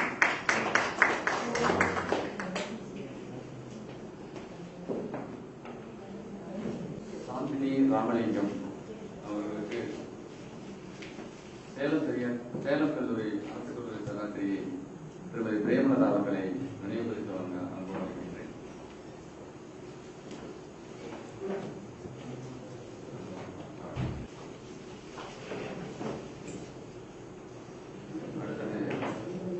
சிங்கப்பூர் பள்ளிக்கூட ஆசிரியை திருமதி சாசலின் பிரிசெல்ட் அவர்களுக்கு பன்னிரண்டு வழிகளின் நினைவு பரிசு வழங்க அன்போடு அழைக்கிறேன்.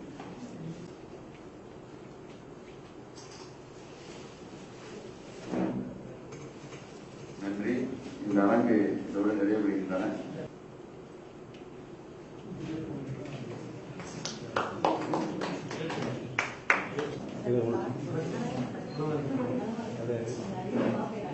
நேரம் பண்ணுச்சு சார்.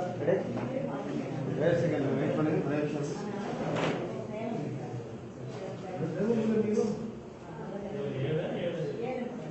ஓகேவா?